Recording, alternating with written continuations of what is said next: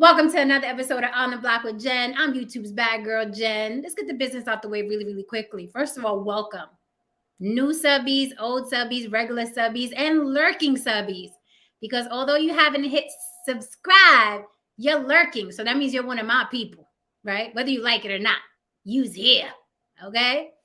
So if you want to see me on Instagram, my reels, my life, my business, what I talk about, On the Block with Jen on Instagram. I'm also On the Block with Jen on TikTok. If you want to Gmail me about a collaboration, okay, about some business, about a topic you want me to dissect, about a topic you want to join me on, or a topic you think I haven't heard of that would be really, really cool for a block session, hit me on the Block with Jen at Gmail. On the Block with Jen at Gmail. So I'm On the Block with Jen on all social media platforms. If you want to support the show, okay, because mama got to keep the lights on, even though the lights are low tonight, but mama got to keep the lights on too, just like any chet. You can hit me in the super chat, or you can hit me at the Cash App that is scrolling below. Do you see that? My Cash App is scrolling below. That's also On the Block with Jen. Very easy to remember. On the Block with Jen on all social media platforms. On the Block with Jen and Cash App. If you're catching the replay, can't send me a super chat, feel free to send me a Cash App. I may be asleep, but I'll get your notification. All right, guys. So welcome on this Thanksgiving evening. Okay. I knew this topic was going to be heavy, right? A lot of people, the JR is already telling me pick something else to talk about because people don't want to G check their friends and family. And I think that's why we should talk about it, because nobody wants to G check their friends and family. And sometimes not checking your friends and family can not only lead to eternal drama and trauma, but death. Yeah, it's a death. Yes, death. Yes. Sometimes the frenemies that you keep in your life, sometimes the family you keep in your life can lead to ruined lives. Yeah, it can lead to ruined lives. It can lead to death. It can lead to all kinds. It can lead to you getting locked up, right? And we all have toxic friends and family, but we hang on to them. And Thanksgiving rolls around and we're all eating turkey with each other like nothing happened. Why do we do that? Before we get into that, well, I'm waiting for people to come in the room. Hello. I'm really happy to see y'all. I'm so glad y'all checked in with me, even though it's Thanksgiving, but I gave y'all time. That's why I'm on really, really late, because I was like, let me let people go through the motions of being with their friends and family and getting their turkey on. But you know I was going to come on anyway, because one turkey don't stop the show, okay? So I am here for you if you are here for me. I did want to cover really quickly Larsa Pippen. I've been talking about her for the past couple days during my monologues, right? When I start the show, she did release a statement. She wants to let all you guys know that she did not know Marcus Jordan when he was a child. She only met him 2 years ago. I know the rumor is, oh, she's old enough to be his aunt, and she watched them grow up when her husband and Michael Jordan, were hanging out. She was like, that's a lie. We weren't friends with the Jordans like people want to make you believe. I only met Michael Jordan's son 2 years ago. And now she's dating him, right? They're not exclusive, but they're smashing, right? Which is what a lot of people are doing nowadays. A lot of people are not committing. They're not going the route of marriage or even committed relationship. They're fucking around, right? And the way things are going, I say do what you want. YOLO. You only get one life. We were almost all killed during the pandemic by COVID, right? A lot of, no one is promised tomorrow. So if you want to have a friendly vagina or a friendly penis, as long as there's consenting adults and you're not spreading diseases around and no one's getting hurt and you're not having children with abandon, do you. YOLO in this bitch, right? We don't know what's coming tomorrow around the corner, right? So yeah, she just wanted to put it out there. No, I didn't know him when he was a little boy. I just met him 2 years ago. So get off my ass. That is what Larsa Pippen is saying. You guys know that Kanye West is running for president, yay 24, and he's selling all the Balenciaga shit, reselling the Balenciaga line for $20 each piece. So if you want to get a Balenciaga sweatshirt or pants or cut hoodie, because Kanye's buying the hoodies and cutting all of them in half. So if you want a $20 yay 24 Balenciaga shirt that's cut up, Kanye got them for you. $20 a pop. Are you getting your Balenciaga sweatshirts? I'm not, but are you? So, another day, and Kanye gets stranger and stranger. Of course, it wouldn't be Kanye if a day didn't pass and he got stranger and stranger. So, he's running for president, and people are really pissed off because he's running around with some Republicans, and they caught him at the airport on his way to Mar-a-Lago to visit Trump. And apparently, the guy they caught him with at the airport was a very, very racist, blatantly racist white man, who literally said the black vote is the nigger vote. And these are Kanye's new friends. So I just wanted to ask, how do you guys feel about that? Because I know people are saying, I'm standing with Kanye no matter what. Kanye's our dude, right? You guys are caping for him online. Y'all are going against the Jewish people who you'll never have interaction with, by the way. Like the people that Kyrie Irving is talking about, and the people that Kanye West is having beef with because of his bad contract he signed with Gap and Balenciaga and Adidas. Like, you guys, the majority of us, right, are never going to deal with any of those Jewish people, right? Those allegedly Jewish people that run media and run, we're just not, right? The average 9-to-5ers, the average working people are just not going to be dealing with that level of Jewish. But for some reason, all you guys threw your cape on when, well, not all of you, just some, threw your cape on when Kanye, he was fighting this fight, this fight against these evil Jewish people who were giving him the money he felt fit and weren't letting him say what he wanted to say. So now, Kanye is hot and cold. It's funny to me. I feel sorry for his supporters because I know you guys were supporting him no matter what. You don't know when to, it's like double dutch. It's like, do I go in now? Oh, wait, he's for us now. Oh, wait, no, he's not. Now slavery was a choice. Are we, Bush don't care about black people. Oh, wait, now Kanye's wearing a MAGA hat. Like, do we support the brother or don't we? Is he hanging out with the racist, the blatantly racist white supremacists? Or is he with us, right? So I feel sorry for you guys. It's like, he's that uncle or that cousin that you have to explain, at Thanksgiving dinner. Like, don't worry about him. He's going to talk about politics and he's going to hip hop all over the place. And he's going to sound really dumb sometimes, but just smile and nod, right? Kanye is officially that uncle now. So, for all the people that were like, I support him 100%, and he's right. He's trying to free the people and wake us up to these evil Jewish people that want us all dead and under their thumb. Like, I'm with Kanye. Are you with Kanye even when he's snuggling up to white supremacists and racists and, people that are calling you nigger and the nigger vote? Like, how do you feel about Kanye? Like, are you all in? Because those Jewish people are after you? Or are you out today, seeing as now he's, he was literally at the airport with this man wearing matching outfits of all things with the guy on his way to Mar-a-Lago to visit his daddy Trump. So how do you guys feel about that? Sounds to me like, Kanye is not the hill you should die on, although a lot of you are getting in very vicious verbal fisticuffs online over your boy Kanye. So, how do you feel about that? But Kanye's on his way, to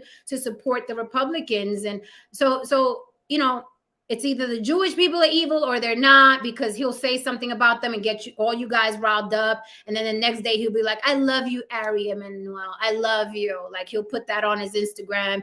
And then, white people are bad, but then he's hanging out, with white people that call black people nigger, and they don't respect black people. And now he's running Republican, and he's running to Trump's house to be up underneath his white daddy. So how do you guys feel about that? How do you feel about your Kanye? He's one of those people that when you support, you end up looking really, really stupid. Like, he's just that guy. Kanye's that guy. They'd be like, yeah, I'm with Kanye. He was like, oh, but he said black people X, Y, and Z. Oh, did he? Yeah, he did. Oh, okay.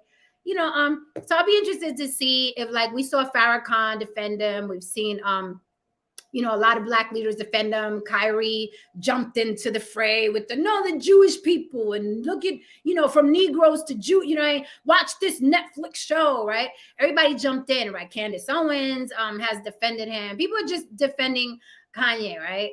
But what's the end result? What's the end goal? Because it sounds like Kanye is hot and cold all the time, right?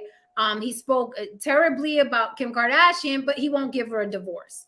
He doesn't show up to the deposition to divorce her. The judge is sick of him. He's gone through 5 divorce attorneys because the attorneys are sick of him. So really, I mean, sorry, not sorry. You guys look really stupid if you're still defending Kanye West and you're still talking about, I stand with Kanye no matter what. What are you standing with, right? If I asked you, what are you standing with? I stand with Kanye. What message of his are you standing with? That's where it gets confusing for me. What message are you standing with? The message that he demands he can love Donald Trump and love these white supremacists and no one can tell him otherwise? Are you standing with that Kanye? Are you standing with the Kanye that talks shit about his wife but doesn't want to divorce her? Are you standing with the Kanye that's fighting for the people because Jewish people are after all of us? Like, what Kanye are you standing with, right? Farrakhan defended him, and then he threw Farrakhan under the bus. He was like, I ain't taking disrespect for nobody. I felt you slighted me. So he made Farrakhan look stupid. So it's like, when people say, I stand with Kanye, what are you standing with? Somebody explain that to me, por favor. What are you standing with? Because, all I see is him making people look more stupid and more stupid if at this point you're still defending him. And I'm not even telling you not to defend him. I'm just calling it how I see it. If you want to live and die on that hill, that Kanye hill, please do you. Like I said earlier, it is your fucking life. And if you want to fight the good fight for Kanye, feel free to do so. Do you? I mean, it's neither here nor there to me. I'm just pointing out like he's making y'all look really, really stupid. Moving on from Kanye and other celebrity news, I feel really bad for Brittany Griner, but I told you guys before that I did. I was like, well, she's young. She's going to do 9 years. She'll come out. She'll be okay. But like there are more and more reports coming out that they sent her to a really bad, like the harshest, the quote is, Brittany Griner is at Russia's harshest prison colony known for slave-like conditions. It says that they're making women work at that colony for like 17 hours, no breaks. Like they're making it sound really, really creepy and horrible. Now, I don't know if, she's going to get a break or special treatment because she's Brittany Griner in there and kind of an athletic celebrity. I don't know. But I wouldn't think she's going to get special treatment because they already shipped her there, right? I was thinking if they were going to give her special treatment, it would be where she was already housed. But they relocated her to that colony. So I do believe that she's going to get a real bad 9 years. And it's crazy. It's surreal. I know if I'm sitting here thinking like, is this shit really happening? I can't even imagine what that girl is thinking, knowing she has to do the 9 years, knowing that they denied the appeal. I can't even fathom what that girl is going through. It sounds absolutely terrible. If you didn't get your blood boiling yet, I forgot to add a story about Larsa Pippen, because I know this boils your blood, guys. You ready? Are you ready? Larsa Pippen is entitled to Scottie Pippen's pension because of their divorce. I know that boils your blood, guys. Every time you hear a woman is entitled to any man's money, it gets you riled up. Your blood starts sizzling. Every name you could think about, every derogatory name that you could think about a woman just comes out. You just vomit it out. That hoe, that slut, she wasn't with him, shoot him in the gym. Bitch gotta get a job. That fucking prostitute. Like every word you could think of, every time you hear of a woman entitled or getting a man's millions of dollars, it boils your blood. So in case you didn't get any adrenaline running through your veins today, I'm just letting y'all know Larsa Pippen is entitled to Scottie Pippen's pension. So I'm sure she'll use it to take care of them 4 kids that he gave her voluntarily. Because Scottie had 8 kids. 2 passed away, unfortunately. But, Scottie loves shooting up the club, apparently, like a lot of those athletes. So, yeah, I did. I just wanted to come back to that story and tell you guys that because, I like trolling y'all. And, it kills y'all. Like, it's funny to me that it kills ya when you hear that a woman is getting money. Like it's like wetting a gremlin on some of y'all when y'all hear that. It's like, so lay with that tonight. What's up, No Saint? How are you, sir? Hey, how are you? Really, really good. I got my Pepsi going. So this is like my coffee. Pepsi is like coffee. I'm drinking Coke Zero, so okay. It's kind of like that, I guess. I like Pepsi Max too. I like both of those. But hey, how you doing? I know you didn't really do much today, like the rest of us or many of us were doing. I didn't at all. Thank you for everyone saying Happy Thanksgiving. I don't celebrate it. That's for a whole other show. It's not a big deal. I just don't celebrate it. You guys have heard me say that before. Tristan! Oh yeah, I'm here. Hi. But I do take I take it as I take it as a well wish. When someone says something like Merry Christmas, Happy Holidays, Happy Thanksgiving.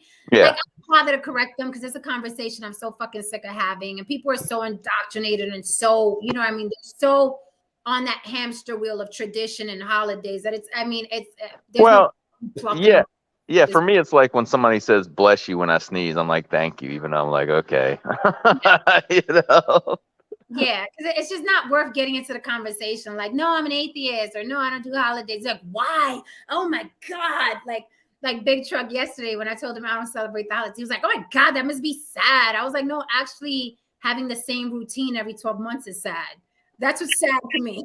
Well, I know this isn't topical, but I'll just say that Thanksgiving is the one holiday that because I grew up in like a cultish religion, we didn't celebrate Christmas or anything like that when I was growing up. Jehovah's Witness? Were we a Jehovah's Witness? No. It was it was an offshoot of Seventh-day Adventist. So basically it was like the Hebrew Israelites kinda, except we weren't racist like them. It's like everybody's welcome, you know, but it's the same thing. We celebrated all the Jewish holidays. We went to church on Saturday, didn't celebrate all the pagan holidays, right? But Thanksgiving was the one that we'd go to my grandparents' house and get together. So that has a special meaning in my heart, but at the same time, I'm having less and less relatives, you know, as I get older. So it's kind of sad now. I'm like, damn, my family's getting small. But you know, so when I do celebrate Thanksgiving, you know, I love watching YouTube because you see all the people up in arms. I'm not celebrating the murder of indigenous people. It's just a memory for me, like a memory of being with my family. You know what I mean? And now, I mean, I do celebrate Christmas too because I have kids and everything, but it's not because I believe, you know, Jesus was born on that day. It was just, I just, you know, that's all. Anyway, but what I want to say about the pension, I did want to talk about the pension thing was, you know, that you kind of know that's like the standard. I mean, for me, it's like you're married 10 years and yeah, you're going to lose half your pension. And, you know, if you get divorced before 10 years, you don't, you know, but that's not really everybody. I'm pretty sure that's law. I mean, that's pretty much laws in the States. I mean, and she listen, the man had 4 children with her. That's a lot of kids. Yeah. But that's different. That's like child support, you know, and then pension is because she spent time helping you raise a family and you know, so if she has a pension, you get her pension too.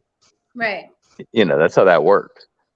So I'm like, you know, but I know that I know that the YouTube streets are going to be a buzz because you know, having a woman get money from any man for any reason, especially when it's in the millions. When it's in the millions, like it really, these guys implode.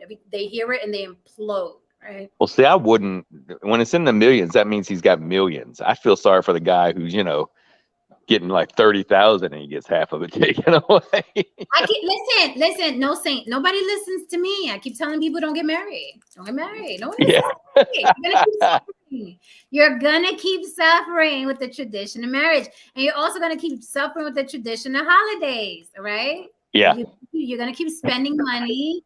Oh, that's a fact. like keep fucking around with this American calendar if you like, and the traditions here. Keep fucking around because the law's got something for your ass, whether it's child support or pension or alimony or paying for attorneys to get, you know, divorced. Like It's fucking hell. It's fucking. No, that's a fact, and it's so I know you did shows on this. So basically, the big one for my kids are it's Christmas, and it means nothing to me in my heart, but in my we do it. But like I'm like, good Lord, what now? Valentine's Day, Mother, I love my mother and Mother's Day, this day that really get screwed. The guy like nobody gets you anything for Father's Day. You get a card. Mm-hmm. Well, we're here. Haran DeMarco. Hey, what's going on? Okay, Tristan said he'll be right back. So I wanted to get into this, and I wanted to start it. It's not just family. A lot of people spend time with their family today and their friends, right? And Haran and I spoke via the DMs. It was funny because I was like, everyone hung out with those uncles, those pedophile uncles today that no one ever snitched on, right? The uncles are not doing any jail time. The aunts are not doing any jail time for molesting the younger kids they were babysitting and shit like that. But, Haran made a point, and you can elaborate, Haran, but Haran made a point that, people are so easy to point the fingers at these celebrities or public figures when they do stupid shit, when they cheat, when they lie, when they steal, when they molest children. It's like, hey, it's a witch hunt. But then during Thanksgiving, Uncle Joey in the corner done touched 3 of these kids. And the only thing Uncle Joey gets is like, hey, just keep the kids away from Uncle Joey because you remember, right? It's always that type of thing. So the topic is, why do we give toxic friends and family a pass, and how dangerous that can be? And I wanted to talk about specifically Shanquella Robinson, who was around toxic friends. I'm sorry, but no one's going to make me believe, because I've had these type of friends before. I cut them off, but no one's going to make me believe that those friends that young woman went on vacation with never showed a sign that they were those type of people, right? Because I used to have a friend, after a while, as we got older, she was the girl in the room who would do like the snide remarks, right? Where it's not funny anymore. It's not joking. Like if you have a friend, you guys are going to rag on each other, talk about your ethnicity, your whatever, your clothes. That's how friends do. But even when we were in a setting where that wasn't the case, she used to make it a point to, deliver a snide remark about me or my way or how I am. And I was like, this doesn't feel like joking anymore. And had I left it up to her, we would still be friends, to the point where there's a phrase, frenemies, where someone is your friend and an enemy at the same damn time, right? And people are okay with that. Like, we're frenemies, it's whatever. And one of the girls that was in the room and on vacation when Shanquella Robinson was killed, there's an audio that leaked of her, and the audio was saying, the lady in the audio was saying Winter Donovan was the girl's name that went on vacation with Shanquella when Shanquella was killed. She was saying, oh, well, people got the story all wrong. And, I didn't get in a fight, but, if I have a problem with my friend, we're going to fight it out, and it's nobody's business. I'm sorry, but if I have a girlfriend and you lay your hands on me, that is where our friendship ends. If I have to get in a physical altercation with my friend, that's where it ends. It ends that day, right? But it's such a normal occurrence, in our families or in our friendships, where someone can be that fucking toxic. We hold on to them. We hold on to them because we've known them for years, because that's how Joey is. That's how Uncle Joey is, right? But then if we hear a celebrity does it, we come out with the pitchforks, get him, arrest him. But, Uncle Joey is here every Thanksgiving. He touched 3 of the kids. And I think, not letting go of people is what ultimately led to Shanquella's death. Because I'm sorry, you're not going to tell me that she's never seen those women act a certain type of way. I don't believe it was great friend, and oh shit, she's killing me now on vacation. I don't believe that. I believe that there were signs, but you just hang in there because, it's normal. What's up, Simon Hectic? Tristan, you're back.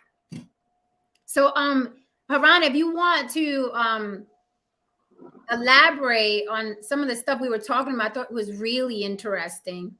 Yeah, sure. But first, let me ask you and no say the question. Do you guys love Brussels sprouts? I do. I do. Do you Yeah, I like like that. them? You know? Do you love Brussels sprouts? I love them. No. Oh, really? Listen, I live down in Louisiana. You can make some damn good Brussels sprouts. You put the right seasoning on them. I'm So asking you a it, question. Do you love Brussels I love sprouts? them when I love them when they're prepared the right way. I like them. I Okay. don't love Okay. So for the thing that you actually love, No. if you were to say if you dislike it, whatever. The things that we actually let's just say it's something that you actually hate. Just pick something that you actually fucking hate. avocado. Whatever it is. Just whatever it is. Avocado. Now, if someone says that okay, there's an avocado shortage tomorrow, that we probably won't even have any avocados anymore. Would that really affect you? No. Would you give a shit? No. Now, if somebody said we're canceling avocados, you probably like, yeah, let's cancel those motherfuckers. Like, yeah, fuck some avocados. You never did shit for me, right? Now, if you actually have something that you actually love, that you actually even some days where shit wasn't even going right, you grabbed that and you actually felt better. If somebody said, yeah, we're canceling this shit, we're not making any more of this shit, you probably be like, whoa, wait. What do you mean you're not making any more of that? No, I have a vested interest in that shit. You know what I mean? Actually being around. So when it comes to things like that, we do the same thing when it comes to family members. We do the same things when it comes to friends. We do the same things when it comes to celebrities. If it's a celebrity you don't really give a shit about, people have no interest, you know what I mean, Yeah. in actually, you know what I mean, they don't have any skin in the game. Like I remember when Gilbert, what's his name? I think Gilbert Godfrey got canceled because he said some racist shit. Nobody gave a fuck. You know what I mean? Because it was just like, oh, he's not that big a deal. Black community still can't let go of R. Kelly for some, you know what I mean, for some strange fucking reason. You know what I mean? And exactly, see, you don't even know who the fuck I'm talking about. You So are so deep, the point man. is, You're so the deep. point. What's up? You're so deep. So the point here that I'm actually making is that the point here that I'm actually making is that when it comes to family members, it's like, yeah, you know what I mean, they got skin in the game. There's a side of you that says that, yeah, you know what I mean, this is still a, you know what I mean, my family member. And to some degree, subconsciously, you're saying that this person is an extension of who I am. So I have some obligation to protect this person. You know what I mean? And You don't have really an weird. obligation to do anything. Like What happened? that's you don't have an obligation to do. No, anything. you don't. Now wait till I actually finish, Simon, and you'll have your moment. Okay. All right. Cool. I'm okay. Thank you so much. Now The point, the overall point that I'm making here is that when you have skin in the game, it's not as easy for some people to actually make the tough call. You understand what I mean? But when you don't give a shit about something, it's like, yeah, whatever. Who gives a fuck? Now But I'm now done. we've Okay, seen- Simon? No, wait. Now we've seen, before you go, Simon, now we've seen, you know, a turn, though, where social media has made it possible to, even when you don't give a fuck about the thing, people act like they do. Yep. Even when they don't. Even when they don't, right? No one would be thinking about a certain celebrity, then a certain celebrity said the N-word or said, like, who thinks about Joe Rogan in our circle? I mean, I like Joe Rogan, right, on YouTube, but most people that look like me, my friends, my family, if I ask them who the fuck is Joe Rogan, they're gonna be like, I don't know who fucking Joe Rogan is, right? Because there's Black famous, there's Latin famous, then there's famous, right? Then there's like white famous, and then there's famous, where every race, creed, color knows. I know who Michael Jackson is. That's Michael Jackson famous. Right? I could go in a cave somewhere in Istanbul and be like, do you know Michael Jackson? Yes, Michael Jackson, right? So, you know, with Joe Rogan, nobody was thinking. Nobody who was watching Joe, nobody was thinking about Joe Rogan until that little compilation of the N-word, right, was leaked. And all of a sudden people were in arms. And I'm like, but you don't give a fuck about Joe Rogan. That's why Joe Rogan is. We all give a fuck about Joe Rogan. Let's be fair. Simon, don't interrupt, because one mic, por favor. So you know, with what you said, Haran, I'm thinking like even when people are not invested, now they're pretending to be invested just because of the FOMO. Like I gotta be I down. would agree to that. I Just to apologize, jump in Jen. on the Sorry, the Jen. mob, just to jump in with the mob and shit like that. I will agree to that. Go ahead, Simon. What you got? No, I apologize. I was just saying, like, there'd be no reason for Rogan to have so many followers unless people were actually tuning into what he was saying, right? I mean, like we all have our own perspective about what we want to do, but I think we just need to chill the fuck out about it, because it's like, you know, how did Joe Rogan get to his views and what he was doing? You know, I mean, you know, regardless of what he's saying, he actually got to a point where what are we trying to accomplish here? I mean, I don't know. For me, like, I'm sorry, like, I don't know if the rest of the panel understand where I'm coming from, but most of my subscribers are content creators. So, like, when they tune into my platform, they're trying to gauge something, and we're trying to build, and we're trying to understand, like, what's going on in these YouTube streets. So it's just like, you know, for real, like, you know, Joe Rogan has ultimate, you know, following. He has a what? Ultimate following. Uh-huh. So, like, you know, there's no harm in that, but we just need to really understand where, if you want to go there, I'm not really, I don't really care about that shit, to be honest. But I'm just saying, if you want to go there, you really need to understand what that's all about. Okay, so what do you have on why we hold on to toxic friends and family members to our detriment sometimes? Crazy Legs in the building, on the block. Crazy Legs pulled up. Where you at? Tú estás comiendo pavo. ¿A dónde tú estás? This girl Yeah, says it's a Bronx step now. The Bronx stoop now. ridiculous. I ain't gonna know what the fuck is about to be said. What is your question? I want to see like God damn. You know, Big Daddy K is respecting this girl. Like, god damn. Okay, cool. What's your question? My question is, why do we give toxic friends and family a pass and condemn everyone else? Because we're weak and we don't really realize shit. Like we what we do is we peppercorn shit. So it's like you know, like peppercorn the economy. It's like turning around and going, okay, I'm gonna allow you to you know, have part of me for a certain amount based on this, and I'm gonna peppercorn whatever you sort of say you're capable of doing, per se. And we deal with this shit, which is sad. It's quite sad. It's quite bad, and it's quite it's been the whole problem with the whole black community. We peppercorn shit. You want to tally people based on your own ego, and you can't do that, because people's ego will trump you all day long. So what we've been trying to do in the manosphere is say, look, get over that shit. And at the end of the day, just be upfront and real with whoever you're dealing with, you know.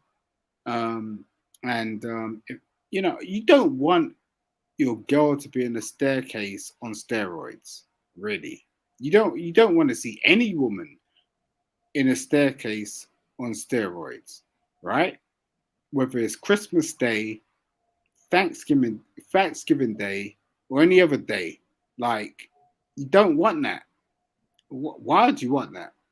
And the thing is, I find like a lot of black guys have such huge egos that they want to bang into this manosphere like, oh yeah, this and that. I want a woman that's like, you know, 23 and she's fit, fine, feminine, and you know, fat as fuck. And it's like at the end of the day, they can't really provide shit because they're not in really that state and they're not really paying attention to shit. So just be real. I'm just saying, just be real. I'm not trying to be I'm not trying to allow you, Jen, for like you've been real silent. I'm just saying, like, just be real. Like, you know. So, I'm in our families, I'm right? just listening. I am just listening. In our families, there's and it's such a reoccurring joke to the point where comedians have made it a joke. The pedophile uncle, right? Chris Rock has a famous joke. America's like that pedophile uncle who touched you but sent you through college, right? A lot of comedians have joked about the pedophile uncle for years and years and years. Since I was a kid, I heard about that, right? Why do you think it's so normal in our families and in our communities? Like, for instance, in my culture, I have a joke myself. I call it the Puerto Rican secrets, right?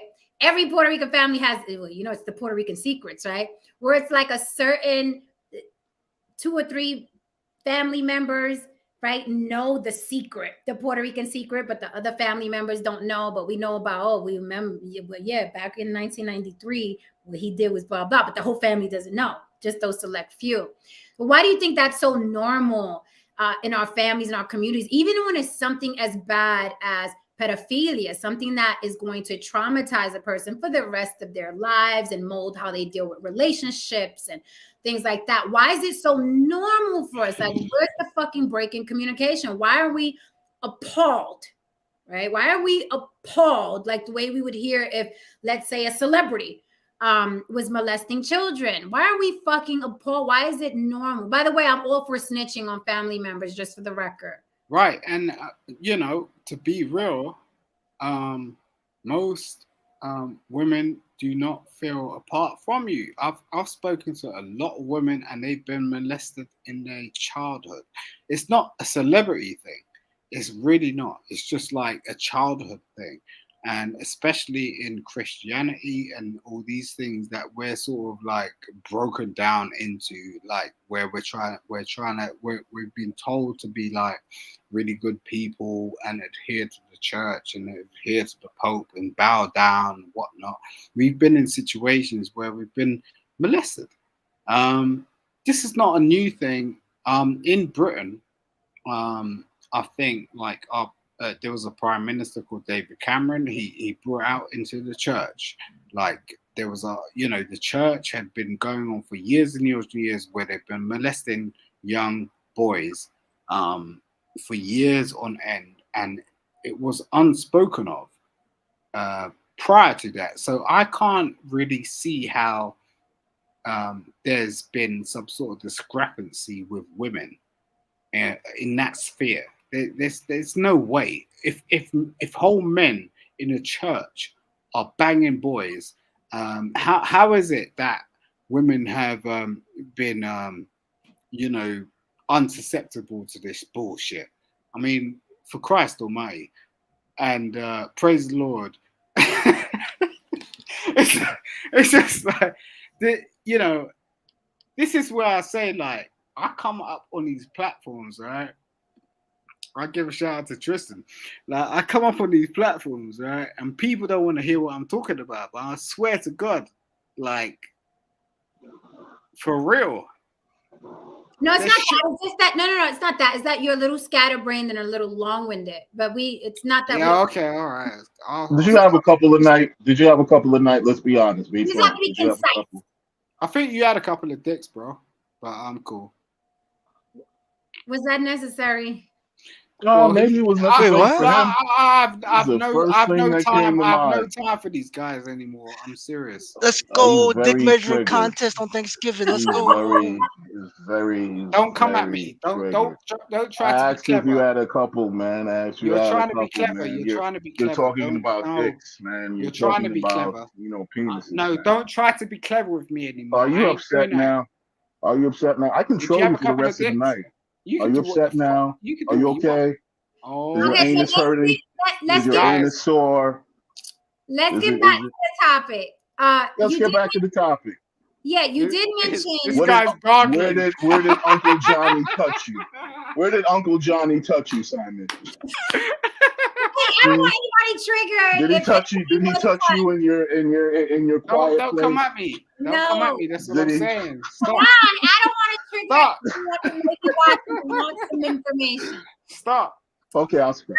I'll give you a personal story. I've dated 2 guys in the past who were touched, who were molested, okay, by older women, right? But unfortunately, when they were telling me the story, they were telling me in jest, right? Like it's sad that this happens to men as well.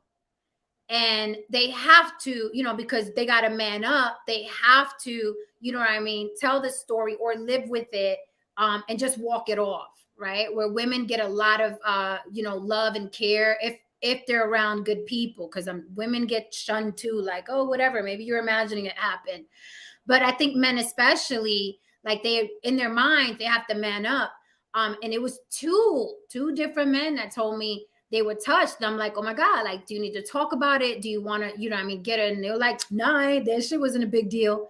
But it is though. When a little boy is molested by a woman that's older, it is a big deal. Unfortunately for males, right, they're told walk it off, or they hear people making fun of it, like, oh, I wish she touched me, right? And that's something that guys have to go through. Yeah, I mean, you get whole 30-year-old women touching 20-year-old men, and that's nothing they're spoken of, not at all. And how does that happen?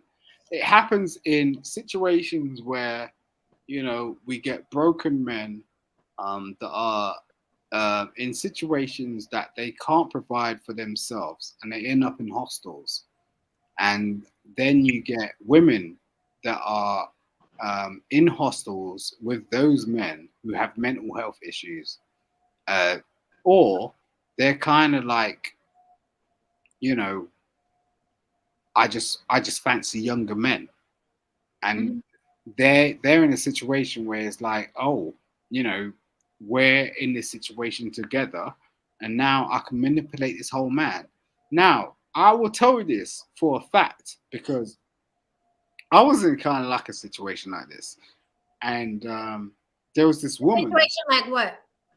I was in a situation in a hostel when I was younger, like when I was a young person, and this woman totally like came on to me. She had kids as well. Like, I didn't know anything about kids at that point. I mean, now I know about kids, because I've raised kids. Like, I've got kids, and that's kind of different, because it's like I've got to make sure she's fed and whatnot, like my daughter. But for a woman at the same age as me, now I'm looking back, right? She was kind of like the same age as me. And she would walk me into her room, play some Jodeci, and try to sort of like smooth out the situation. And it's like, baby. She was like, oh my God. I was like, oh my God. Like, I was a kid. You get what I'm saying? Oh, she wasn't. The whole woman manipulating me. Like, God damn. Yeah. So Jen, to your point, to your point, there is a double, and there's also a big double standard, because we all make the jokes, like, because there's been several where the teacher is not a bad looking woman and she's molesting her students, and he's like, God, man, where was she when all my teachers look like, which Hilda or whatever, Hilda the witch, and we joke about it, and we kind of go into the thing because, when you're when you're a teenager, you're looking for those. I mean, some of us were looking for those experiences, and not with a teacher necessarily, but I'm just saying. But when I remember in junior high, and what's crazy is the mindset you have as a kid, right? I was in junior high, 13, 14 years old, and the science teacher, who also was the teacher, the cheerleader, whatever they call him, coach, it was a male, and we all made jokes about him you know, he's getting together with some of these girls, and you know what? he got caught and went to jail. You know what I mean? But you don't think of it as even as a kid, you're like, you think you're grown up, so you don't see it as a big deal as a kid. Now, as an adult, we know better. But yeah, there's definitely a double standard there, but there is, like you said, there's also there's damage. What, the teacher in Seattle, I think, went to jail and he came out and they got married. Do you remember that story? Yeah, I just heard just yesterday there was another woman, a white woman who slept with several of her students. She got locked up and appealed. The judge gave her like, I think 25 years, and then she appealed, and he was like, nope, your ass is staying in there. But she slept with a couple of her students. So it's common. It's more common than we like to think. I want to put Brother Ish. I'm gonna put you in the hot seat. You ready for the hot seat? You ready for the hot seat? This is how it comes. This is how it comes in the block. Let's check this out. Take my blood, my house and my. Simon, are you going to be able to hang tonight on the panel? Oh, I'm sorry, my mic was wasn't muted. I'm sorry, I didn't mean to. Oh, that was you, Haran? Yeah, I didn't mean to play Jodeci. I'm sorry. I was like, what the fuck is going on? Sorry. You okay, Simon? I'm sorry. I'm being muted every 2 seconds. I don't know what the hell's going on. Peace to Samuel L. Jackson. Yo, man, Jen on the block. I don't know what. Like, if you want me to hang out, I'll hang out. If not, okay, Simon. All right. So I want to ask Brother Ish a question. So to piggyback off of what Tap Records said, a lot of times the family feels that bringing out the negative, no matter how egregious it is, don't want to bring public shame upon the family. You also see this phenomenon in churches, right? And I think you're the most religious person on the panel, if I'm not mistaken, Brother Ish. I think it would be you if I had to take a vote. So putting you in the hot seat, right? Mm-hmm. I've seen people in your religion, and mind you, your religion could stand for anything, Christianity, Baptist, you know, to me, all religions are the same. They just have different, you know what I mean, cups of coffee, right? But they're basically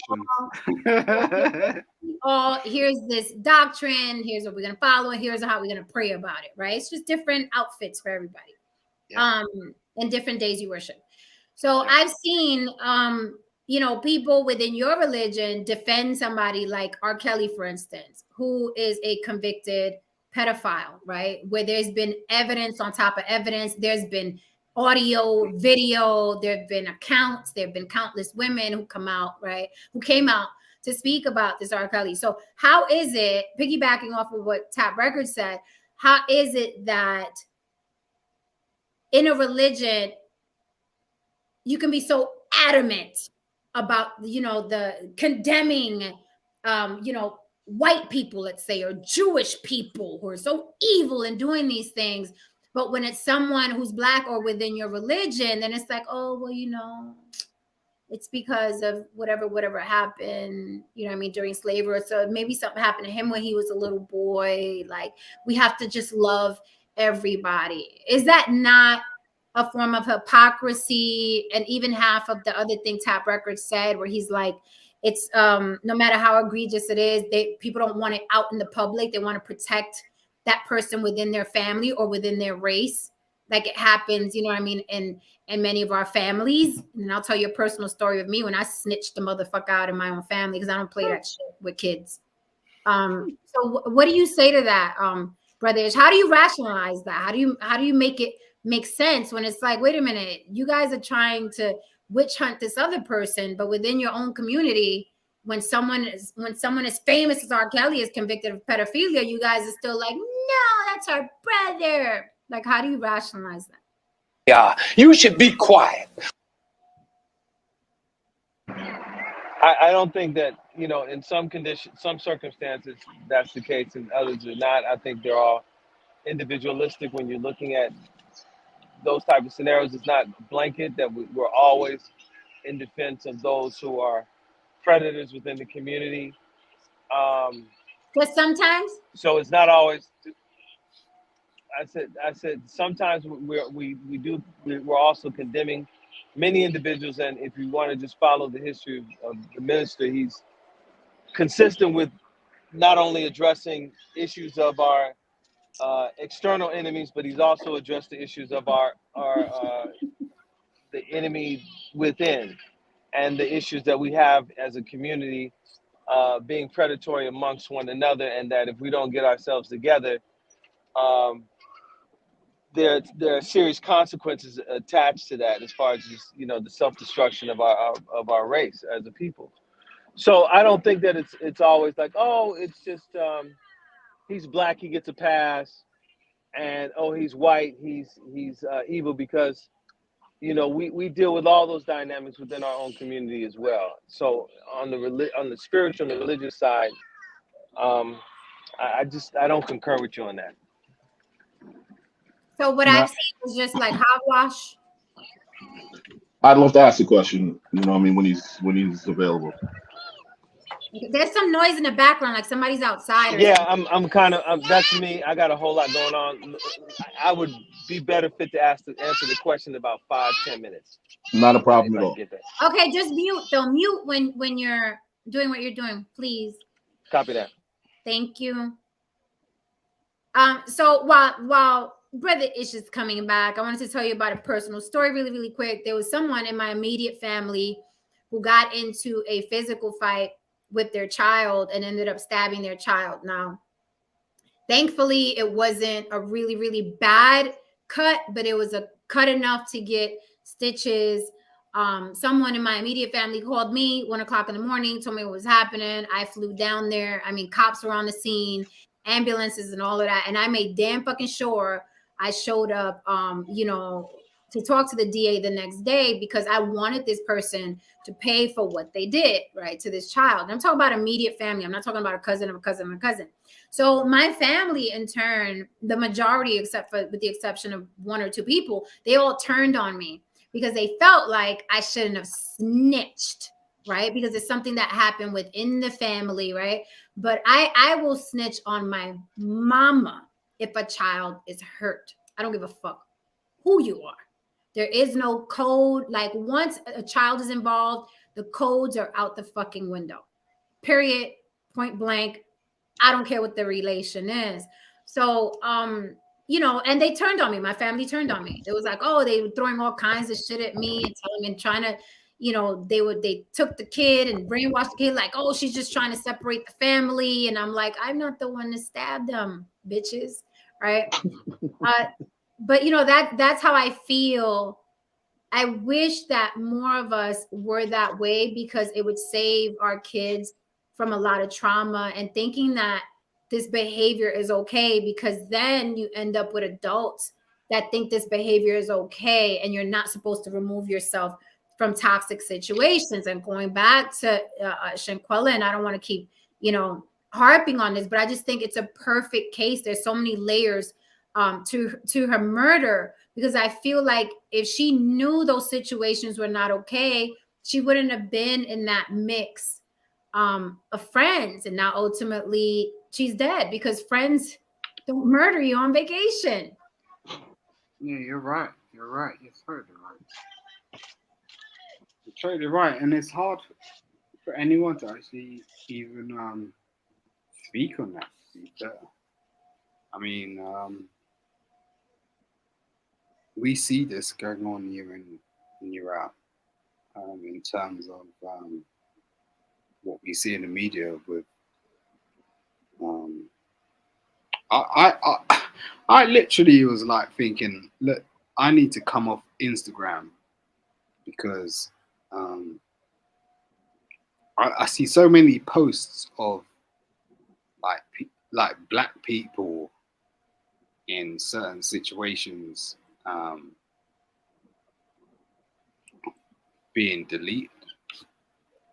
Being what? Deleted. Like people dying? Yeah. Okay. Yeah, there's a lot of that on social media. It's problematic. I mean, Sorry. You got cold, Tristan. So let me, Simon. Let me ask. Let's explore your situation, Simon. Let's explore your situation. So, how old were you when this woman took advantage of you? How old were you? Do you remember?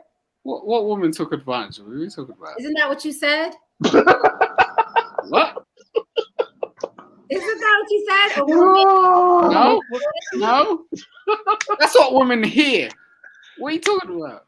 You literally just gave that account, bro. You just You said that a woman literally- took advantage of you. And She was she playing Jodeci, blah blah blah. She was playing with your stuff. Remember, you said that shit like good 10 minutes ago, bro. You literally said you was in a hostel. All right, You bro. literally what said did you was in hear? a hostel. What did you hear? You said you were What in you a just hostel said? and a woman took No. took Wait. advantage Hold of on. you. What did you hear? Just to be fair, you're talking. What did you hear? I said, okay. No. Not you, Jen. I'm talking to this guy. What did you hear? We all heard it. We all heard the same Jen, thing. No, I want to Jen, hear what he said, Jen, though. Like, for Jen, real. Like, it's because what- I'm not. Come on. This guy's like, all over the place, man. What did you hear, bro? Crack is whack, man. It What really did you is, hear? folks. It What did really you is, hear? man. This is the It thing. really is, Niggas man. don't It hear just- shit. They just go it fucks bullshit. with your Like, dendrites. all right, well, look. It messes up your hypothalamus. Oh my god. So just for entertainment purposes. Thank you, Tristan. Listen, what does this guy look? Tristan comes on my platform and he's very succinct about what we talk about. What did you hear? Tristan, For tell real. him what you heard. It's not that basic. Like, Tell come him what on. you heard. You're trying to ask me a question and want me to rebuttal to what your question is, but you can't tell me what you heard. I literally just told you what I heard, man. Oh my god. Hold on a minute. Who do you want the answer from? Tristan or Hassan? No, the guy that asked me the question in the black and white sort of thing. The avatar. I didn't originally ask you the question. Jen asked you the question. No. Don't detract like that. Don't go to Jane. You asked me the question, bro. Jen. No. Her name is not Jane. It's Jen. Janicia. It's Jen. Okay, whatever. All right, we'll do this. Simon, okay? what year is it? What year is it, brother? You are slack as a motherfucker. I can tell you exactly everything you said in the last 10 minutes, but you can't. And that's the problem. Okay, so I'm gonna try this one more time. Simon. Right, Jen, I'll address Jen. Okay, Jen, Okay. talk to me. Okay. You said you were in a hostel and a woman older than you took advantage of you and she played Jodeci while doing it. Do you remember how old you were when it happened? 14. 14. And she was how old? I guess about 35. Okay. Did you tell anyone? At 14. Yeah. Did you tell anyone that she was doing this? Did you tell anyone? Yeah, I told my mum. What'd your mom do? She slapped her. She slapped her? Yeah. So your mom believed you? She damn well knew what was going on. She slapped her in front of the whole, if you're in a hostel, like when you come up, like there's a reception, like a hotel. Mm-hmm. So my mum chose her moment. My mum's not stupid. My mum was not stupid, should I say, rest in peace. So she surprised me. So I was like a little kid. I didn't really know what was going on. I was like, oh, this girl's working me off. What the what? She played my whole tunes. Everything goes my eyes. You make me feel right. Like she was playing the whole tunes in the background. Like I was going into her room in the hostel, coming up and all this sort of stuff. And I walked up. My mum knew what was going on. So like as soon as she stepped up, I don't know if she planned it or whatever. But there was a day that she stepped up. This girl stepped up, and it's almost like she waited for her to step up. And I don't know if you girls get on like that, because I know how you females carry on. But it's like she waited for her to step up for that moment. So were there ever any authorities involved? Like, did she press charges or anything? No, it wasn't that deep. It wasn't that deep. We didn't fuck or anything. Like it wasn't that. No. it was just like a situation where, you know, Okay. Do you think that affected? she had a boyfriend as well, like this girl. Oh, did she? Do you think that affected you as an adult, like how you are in relationships now? Nope. No? No. I've been in a 10-year marriage. Like most of these guys come up here and chat shit about how they can be in a relationship. So somebody's phone, somebody's getting text. Most of these guys come up here, I swear to God, they drive me crazy. And that's why I've detracted in my platform, like about talking to like certain people. Because it's like they talk ninja games. It's just like, oh, I like to play video games. I like to go and watch sports. I like to do this. It's like, goddamn, no woman likes to do that shit. So what are you doing really? It's like, yeah, I'm just sort of just hanging out with my boys, and you know, we're just gonna let the girls hang out with their girls. And it's like, okay, well, if you're gonna get with a girl that hangs out with the girls, cool. But I don't want to be a girl that hangs out with the girls. I want to be with a girl. Okay, no Saint. No Saint. Let me ask you a question. Yeah, go ahead. In our, like I said, in the Black and brown families, like there's this big like, oh, the secret. Don't embarrass the family, things like that. How is it in the white community or in like your family? Have you ever experienced anything like that? Yeah, my older sisters had she had a daughter that was from a different man, right? And so she was married and then had twin daughters. And so the older one, I think she was around 6 or 7, was getting molested by the stepfather. But yeah, she once she did, I mean, it came out. Like, I mean, it wasn't there wasn't that stigma, but I do know that, like, like you're gonna embarrass the family. You can't talk about it. No, he went to jail, and he's a sexual predator, so he lives with that for the rest of his life. But there definitely, I know that there is in certain circles, and I'm just, I can only give you my experience. I'm not so sure if other white people handle it differently or not. It certainly seems like it's not as protected from just my watching and listening, and from I've known for a while basically that things, just from watching different shows, you can see, like, I'm talking about reality shows where people are talking about it, that it certainly seems that it happens more in the Black and brown community, where it's covered. There's more of a cover up. I'm not sure why that is. Maybe Ish wants to chime in. I'm sure it has something to do with the white man, but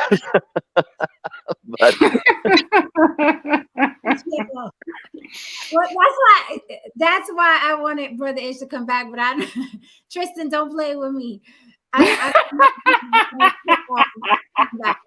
Dude sounds like a fucking Batman villain. What the fuck is that? But what's crazy? I just want to add this, because we're talking about this tonight. Jen, you might remember this song, and if not, check it out and check out the video and what was accepted back in the 80s. There's a song called Into the Night. It was kind of a hit too. He's 16 years old. Yes. Yes. And the video is creepy AF. I mean, if you watch the video, you're like, oh my God, what were we thinking back then? That's crazy. It's just what was well. Yeah, what's acceptable now, like, with back then. I mean, I don't even know how that was acceptable back then. That was crazy though. I mean, even Boys to Men has a song where the breakdown, they're saying something like that. Is it Boys to Men? Well, how about BBD? It's BBD. How about Belle Biv DeVoe, Backstage Yeah, Underage? Yeah. So it was part of New Edition, not Boys to Men. Boys to Men were supposedly the good guys, which is bullshit. But they were dressed like the good guys. They were dressed like the good guys. Yeah. So BBD, what was that lyric? They're backstage underage adolescents. Yeah. Do Me Baby was the song. Wait, what? You know he's not about to sing it. Like, What is wrong No, I with can't y'all sing back or in the rap. day? All of y'all, everybody from the early '80s and down need to be arrested. That's what it So we sounds were like. some wild All y'all, motherfuckers back then. all of We y'all were need to some go to wild jail. motherfuckers back then, man. You don't know the half about Rick James though. You're right, Tristan. But wasn't there something? Didn't R. Kelly even have some questionable lyrics in his songs? I mean, I don't know his whole catalog. Some questionable lyrics and songs. His catalog. Catalog. He Now literally gave Aaliyah a song called "Age Ain't Nothing But a Number." Oh, that's right. That's right. That's what I was thinking about. That's what I was trying to recall. and I don't see nothing wrong. Like a lot of his Yeah. lyrics are really, really. Yeah, don't act like none of you men don't treat those women like that. Yeah, Excuse me? your wives Excuse are me? like age ain't nothing but a number in the same No, sense. I don't touch underage girls, bro. Excuse me? I don't touch underage girls. I don't touch underage girls. Excuse me? You're projecting Mhm. right now, possibly, but Oh, I like my women everybody. grown. You see when people get touchy about something. What do you mean by like Oh you? shit. Oh shit. What do you mean like you? Tumbleweed, bro. Everybody needs to Tumbleweed. go to jail right now. Everybody just Tumbleweed. go to jail. Everybody. This dude had Tina Turner messing around in his pants back in the earlier days. Oh man. Got the nerve. This is a sick Negro. The sick Negro. I'm just saying the truth. And Let you me chill damn out. well I'm know, on one bro. tonight, Jenny. I'm sorry, Jenny. I'm on one Yeah. tonight. Yeah, Let me you chill know out. Hollywood. Chill out. Don't- yeah. I'm gonna chill out. I'm gonna chill. So about Brittany Griner making them license plates out there in Russia. She earned it. I don't know nothing about Russia. I'm gonna tune out for a second. So what about Jerry Jones being racist back in Arkansas? Back in they were segregating the kids, and It's Arkansas. What do you expect in Arkansas? that's what everybody's saying. That is what everybody's saying. Yeah. Everybody make it seem like this white man don't care about nothing about race. If it can't make him no money, he don't really care. Right. That- Well, that- who are you that- talking about? You talking about the big T? Talking about Trump? yeah, No. Jerry Jones. There's a photo of him at this protest against black people back in the day. Oh, And I'm really? like, Oh, from the 50s or something like that? yeah, I'm like, what are you gonna do? Cancel him? What are you gonna do? Right, and let's say something. He may be racist. I really don't know, but what I will say is you do have to give people a chance to like. That was what 70 or 80 years. Some people grow, or maybe it was 50 or 60 years. Some people grow too, and they may not be the same. Oh, I guarantee you they're not the same. Now not to say that he's not. I don't know. I don't know the man, but when you're 20 and then now you're 80, you're a lot different at 80. So Exactly. The people like this. Oh, how should we deal with it? He's Right. 80. Let time deal with him. He's about to be gone. Leave it alone. Nothing's gonna get fixed. How about? It's like, well, it's not like sports are powerful. No one's gonna stop watching football or basketball. Nope. I would be like, Not at leave all. the fuck alone. No one, people don't care that much. People care in waves. It's a talking point. It's like, yeah, did you see that picture? And then I heard it's not the first time that picture circulates. I heard that picture's old, and they made that point before. But I noticed that they keep recycling these things on social media because it keeps people arguing. But I was told today that picture is old and that leaked before. So, But this is how these billionaires stay billionaires. They don't say nothing. They're not gonna address it. You can't get to them unless they allow you to get to them. He's just not gonna say nothing, and everybody's not gonna talk about it. That's what they do. Jerry Jones is not gonna talk. You're absolutely right. And you know what? The problem with social media is that there's just this strong illusion of access. Like you really don't have access to anyone unless they actually provide you with it. But the fact that you can actually, contact a person, immediately via some application, it creates this illusion that this person is always accessible, and that's not the case. Mhm. It's not the case. You can fill up all of Elon Musk's DMs with all of your angry comments and so on and so forth. You know what I mean? That motherfucker ain't reading that shit. You Right. know what I mean? And, but if it makes these people feel good in their minds, they're actually doing something because hey, there's this portal that gives this illusion to access, man.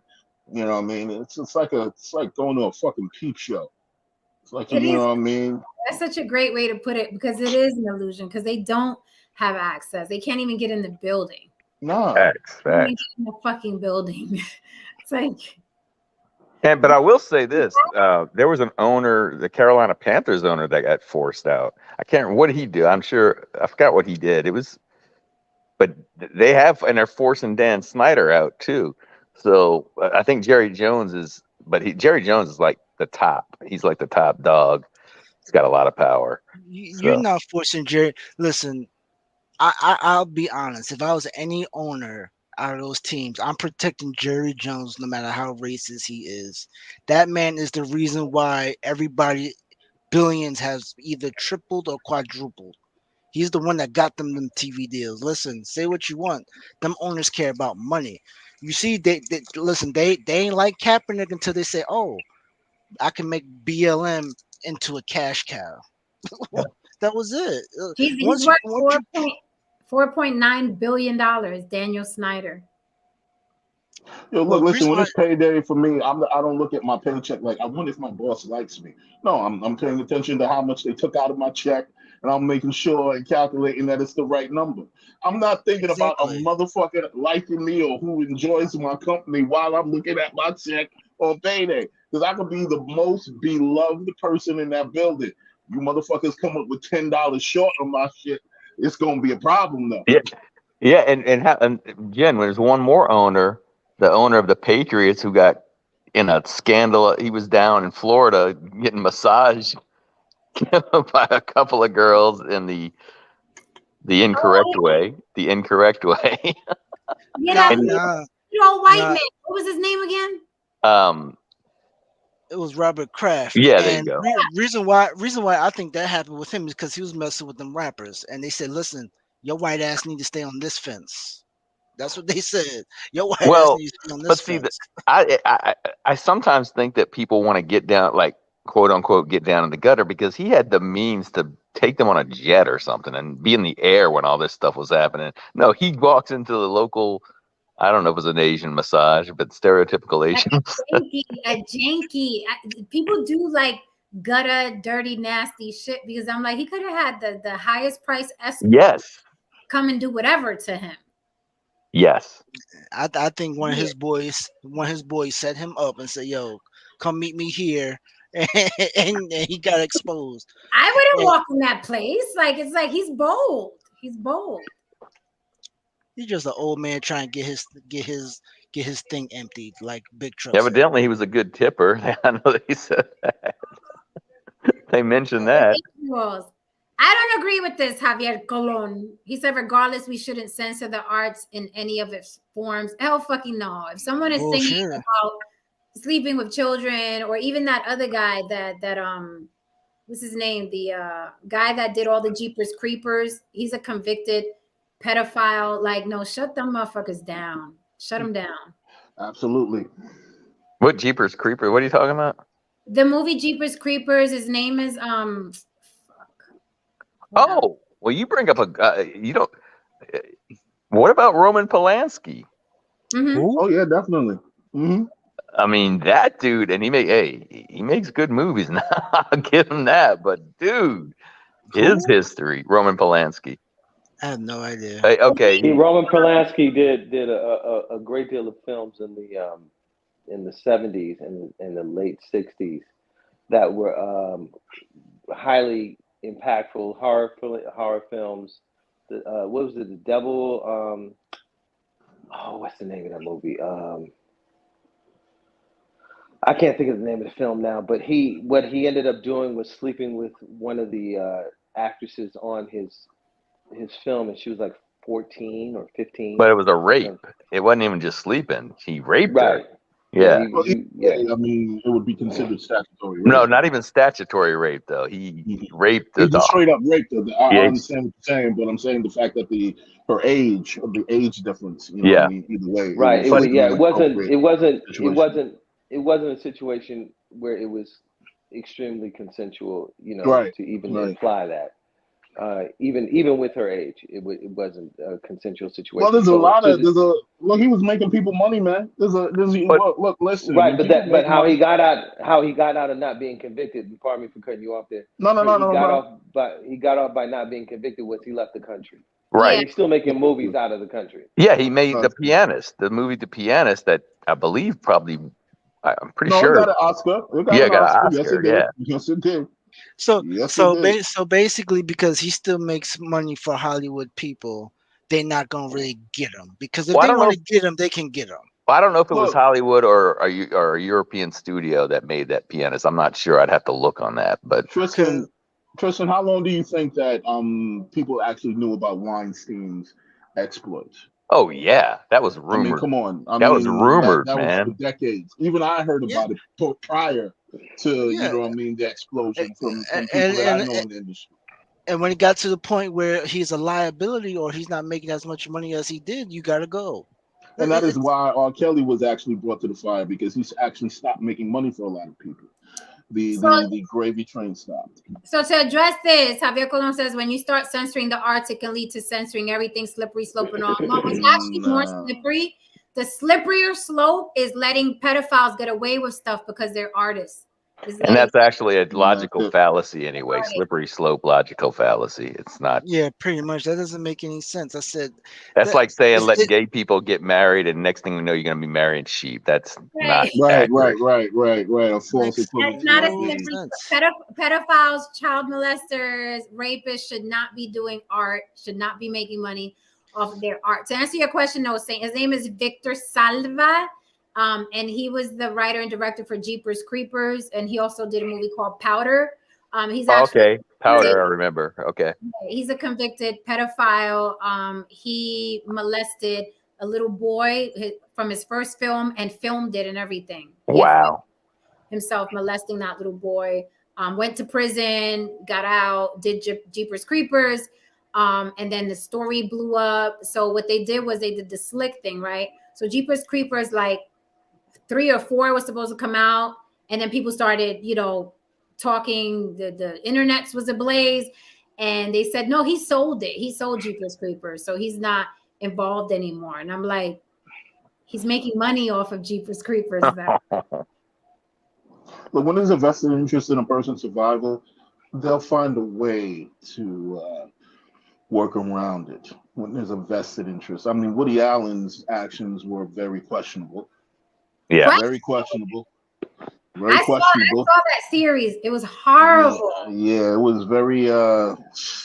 But because he's the architect of the rom-com or whatever the fuck you know what I mean you want to call it, you know what I mean, they let him slide. They let him live, man. Must be nice. Oh, Jen, just for point of reference, he did Rosemary's Baby. That's the one that it's very popular in the '60s. Gotcha. I don't know if you remember that film. Yes, it was about how Satan, the satanic cult had a ritual where they got this woman pregnant, and it was supposed to be her baby was supposed to be the spawn of Satan. And you can see that at your local NOI mosque. Yeah. Oh shit! Whoa. You got jokes, I see. We got a lot of brothers in New Orleans, brother. The colonizer got jokes tonight, brother. I see. So Brother Ish, back in the hot seat. I know Haran had a question for you. I don't know if he remembers it now. We were talking about. Oh yes. The question that I have is, okay, I'm not saying that you guys do not discuss the predators in the Black community as you would discuss the predators in the white community or any other community out of ours. But do you feel that we approach, or do you feel that the NOI approaches predatorial behavior and the need to destroy predatorial behavior with a particular balanced, viewpoint, meaning we're coming after the blacks just as hardcore as we're coming after the whites? Well, I'll say this internally within our infrastructure and within individuals within the mosque, the consequences for predatory behavior is addressed very aggressively. It's not something that's like, oh, let's counsel the brother. Like, no, there's been brothers who've done things that they've been put out the nation for life, Okay. or there's been aggressive scenarios. I won't really even expound upon, but when it comes to disrespect, abuse of the women, or a younger child of any kind, we're very harsh on our punishment when it comes to that. So okay, I think I might have explained it in a manner, not in the manner that I was trying to. Let me that sounds like an in-house. This is how you guys handle it in-house. I was talking Right. about, okay, to go to Jen's point, you have a situation like R. Kelly or whomsoever. There've been people in the nation that I've seen actually say, well, you guys have been the Catholic churches has been allowing pedophilia to run rampant for quite some time, so on and so forth, and essentially using white actions and white predatorial behavior, questioning like, why are you coming down on this brother, with such force and fervor, and you're not coming after your own with such force and fervor. So what I'm saying to you, asking to you publicly, do you guys feel that you're as hard on black predators or black criminals as you are on white misbehaviors? no, and I think that in certain circumstances and conditions, that there's been reasons for that, but then other circumstances, I think we should have executed traditional law, and I think that we're just not in the position to do. To do? No, I think he's maybe cut out. Can you hear me? Can you No, hear Yeah, we can me? hear you now. We we can hear hear you you now. I was saying that in the early 60s and 70s, there was a lot of execution of the law, of our own law, in our own communities, and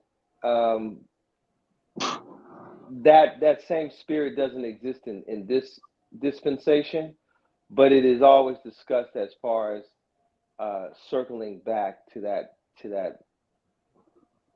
space of punitive responses and actions. So I think that there's been a level of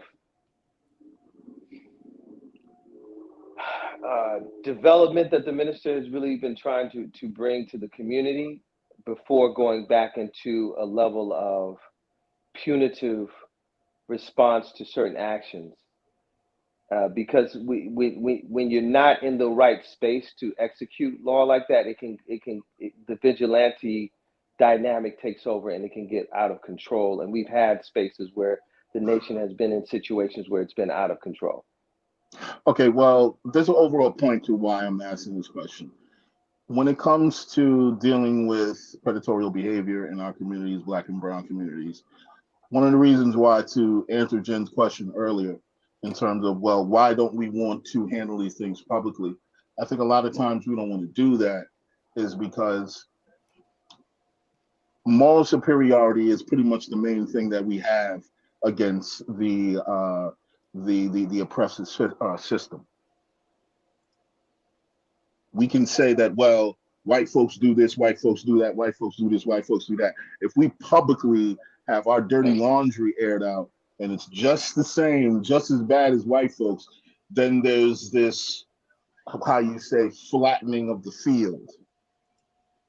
And for many of us, and for many black people, the one thing that we hold on to is that, well, we don't do this, we don't do that, and we know damn well we do these things. We do these things. We all know we do these things, but we want to keep these things in house. We want to keep these things secret and silent, and it really does nothing for our emotional intelligence, our emotional development. A lot of us are the reason why we are, in my opinion, and from my observations, the reason why a lot of us are stuck in a state of arrested development is because there are a number of family issues that never get addressed. And many of us are literally stuck in a moment where we're constantly, subconsciously in a loop where our brains are telling us, why haven't we fixed this problem? When are we going to address this problem? And it never gets addressed.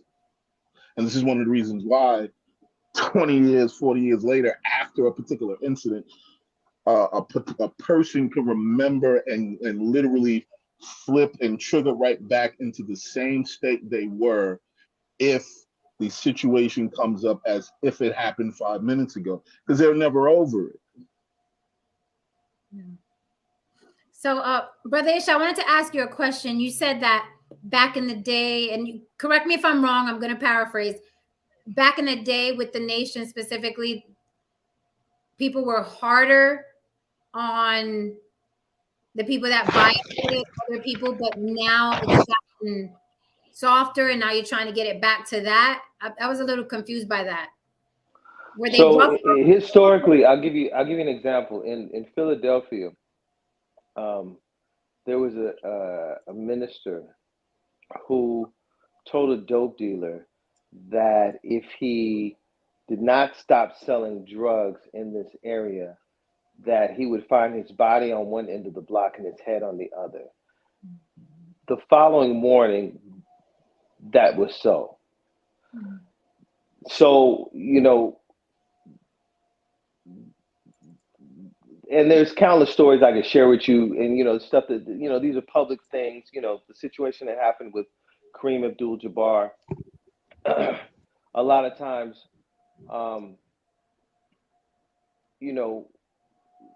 people take things, or go too far. They infer, some scripture or something that they read, and move a certain way. And when you look back on those actions, you see that the effect of the consequences of those actions. So the minister pulled that kind of energy back and wanted to go back into trying to uplift the community on a larger scale before going back into some sort of punitive program in relationship to that. So, because you have innocent people who are addressed, you have situations that just get out of control and they're just wild. So even with, when I look at some of the choices that the ministers made in relationship to certain individuals and how he handled it, and then seeing how some of the situations internally he might respond to differently, I find that it's when you really review it, that there's a greater degree of wisdom in relationship to dealing with the overall illnesses that exist within our community, mental illness, mental health illness, excuse me, that exist in our community that have to be addressed. And until we really have strong systemic programs and scenarios for our community, you can't, it's hard to just implement, vigilante style consequences, to say the least. And hiding it, I don't believe that we really have a practice of just hiding the problems within the Black community, because that you hear a lot of times the minister, I'm just using him since he's our leadership, or my leadership, very critical of our behavior and very critical of like gangs and the killings that gangs do, and the treatment that we're doing with women as men. So I don't find that on the nation side that we're really just kind of like shuffling under a rock. Oh, okay, so Debo is over here robbing and raping people, but Charlie Orwinkle is the demonized individual. We point out the history so you understand the source and you understand the behavior that we're modeling. But we also know that we're responsible at this point, because a lot of knowledge has been evolved in our communities, where we're responsible and accountable for that. And again, there will be a day, like the minister says, we'll snatch you off the stage for, for performance, filth amongst, in front of our people and children. So yeah, and going back to the other point about, whether art should be regulated, to some degree, yes, absolutely. I think some forms of art definitely need to be monitored and regulated and unacceptable for public consumption. So I'll say this to that.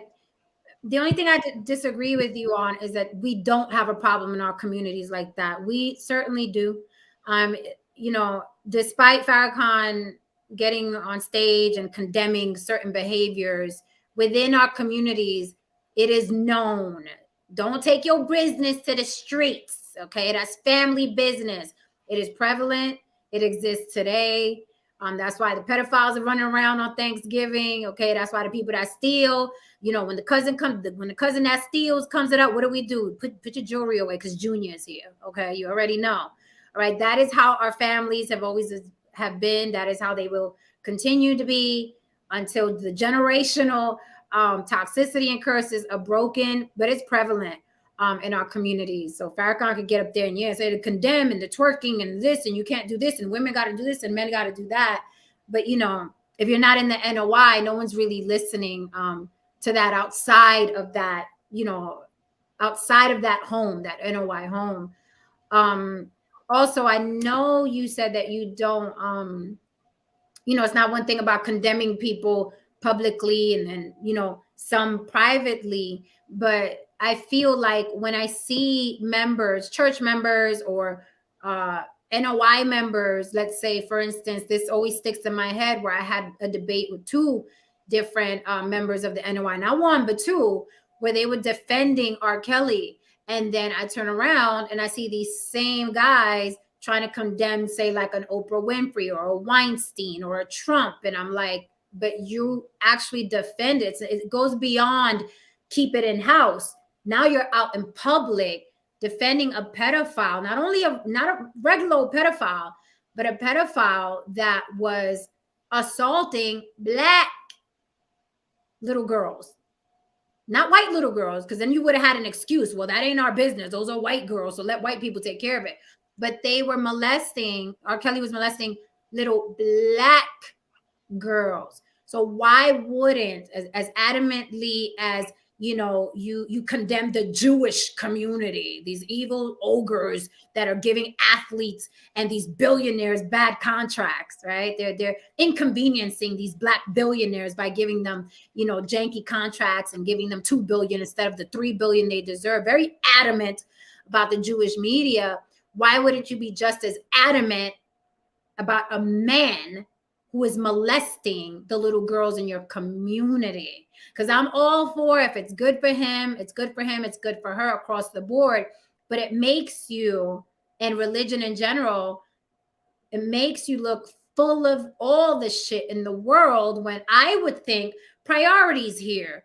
I would think I got to do a speech about R. Kelly molesting little Black girls before I do a speech about Kanye West deserved $3 billion and he only got $2 billion. I don't know.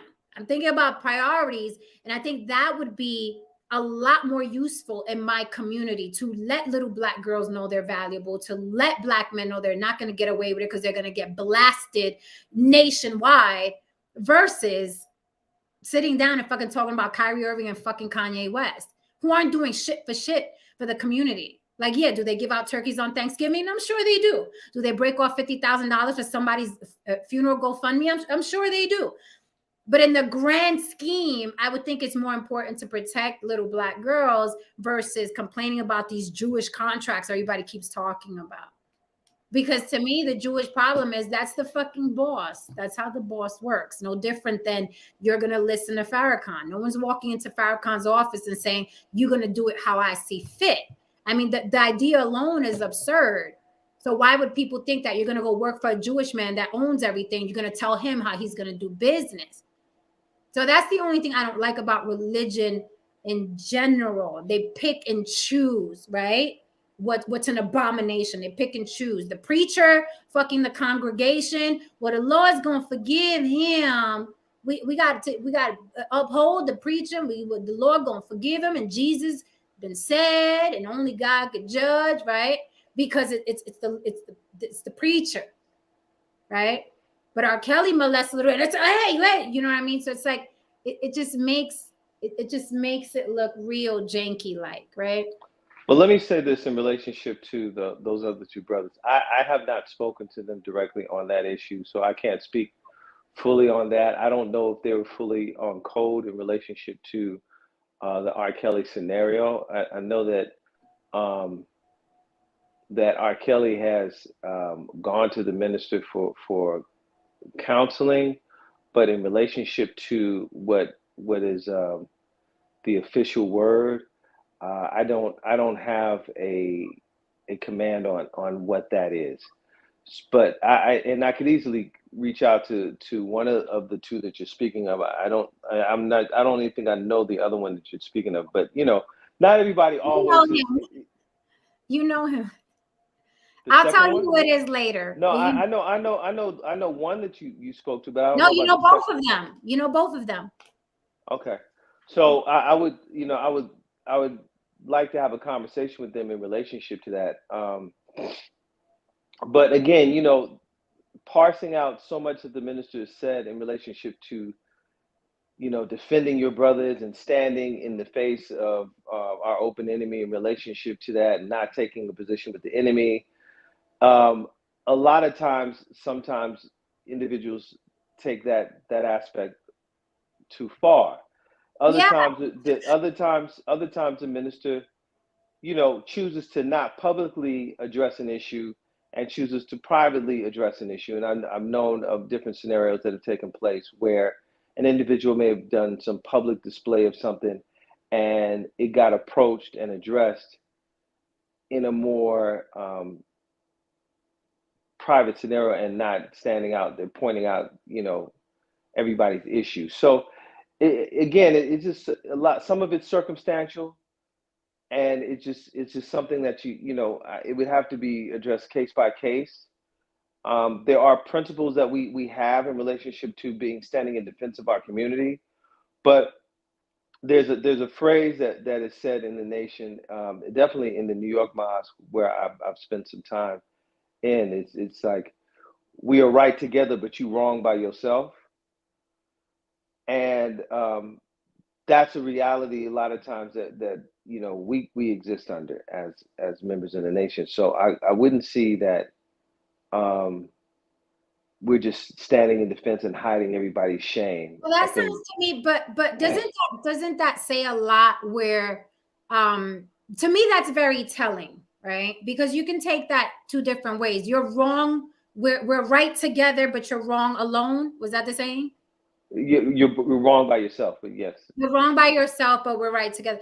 Isn't it very telling that a well-known pedophile who was doing it for decades, who knew he was guilty, entourage knew he was guilty, his little grasshopper wife knew he was guilty, he's on video, his family's talking about it. If you're from Chicago, I've been to Chicago, you ask a Chicagoan who's not full of shit, and they'll tell you it's not a secret that R. Kelly used to frequent high schools and stuff. That's what R. Kelly used to do. Like, it's just like somebody asking me about something about the Bronx. I know about the Bronx, so I'm gonna be like, yeah, that's what happened in the fucking Bronx. Jennifer Lopez ain't from no real streets. She's from fucking Castle Hill, because we all know our territories, right? So, but isn't that telling that a well-known pedophile sought counseling from Minister Farrakhan? Isn't that telling? Like, I would be like, what's being offered over there at the NOI? Because if I was guilty of pedophilia, I'd be scared to death to go to a religious leader because I know that religious leader is going to condemn me. But the fact that there's this counseling going on, and I think it's funny that Rick posted this because this is what I'm talking about. Counseling equals protection. That's what it sounds like to me more than anything else. I sought counseling. What kind of counseling? You are a career pedophile. What possible counseling could there be? And why is this always this it's funny. It's like a criminal element that's always running for this counseling. It's almost like they're running to protection, like this comment. I think that's very telling. It's very Well, telling. let me say this in relationship. I don't know enough on that scenario to even really speak about it in with any kind of. I mean, I see, and that's why I'm not the leader because it would have been R. Kelly, you know, his body on one end of the block and his head on the other. That's how I felt about it. Because if it was my daughter, if it was my niece, if it was my cousin, this heaven and earth couldn't stop me in relationship to addressing the issue. Wouldn't be your daughter or your niece, but I digress. Go on. Yeah, but and just even if they weren't, biologically attached to me, if I'm aware of a situation, so again, I don't know enough in that scenario to speak on that. I'm just, speaking the facts of what I do know. And I know that,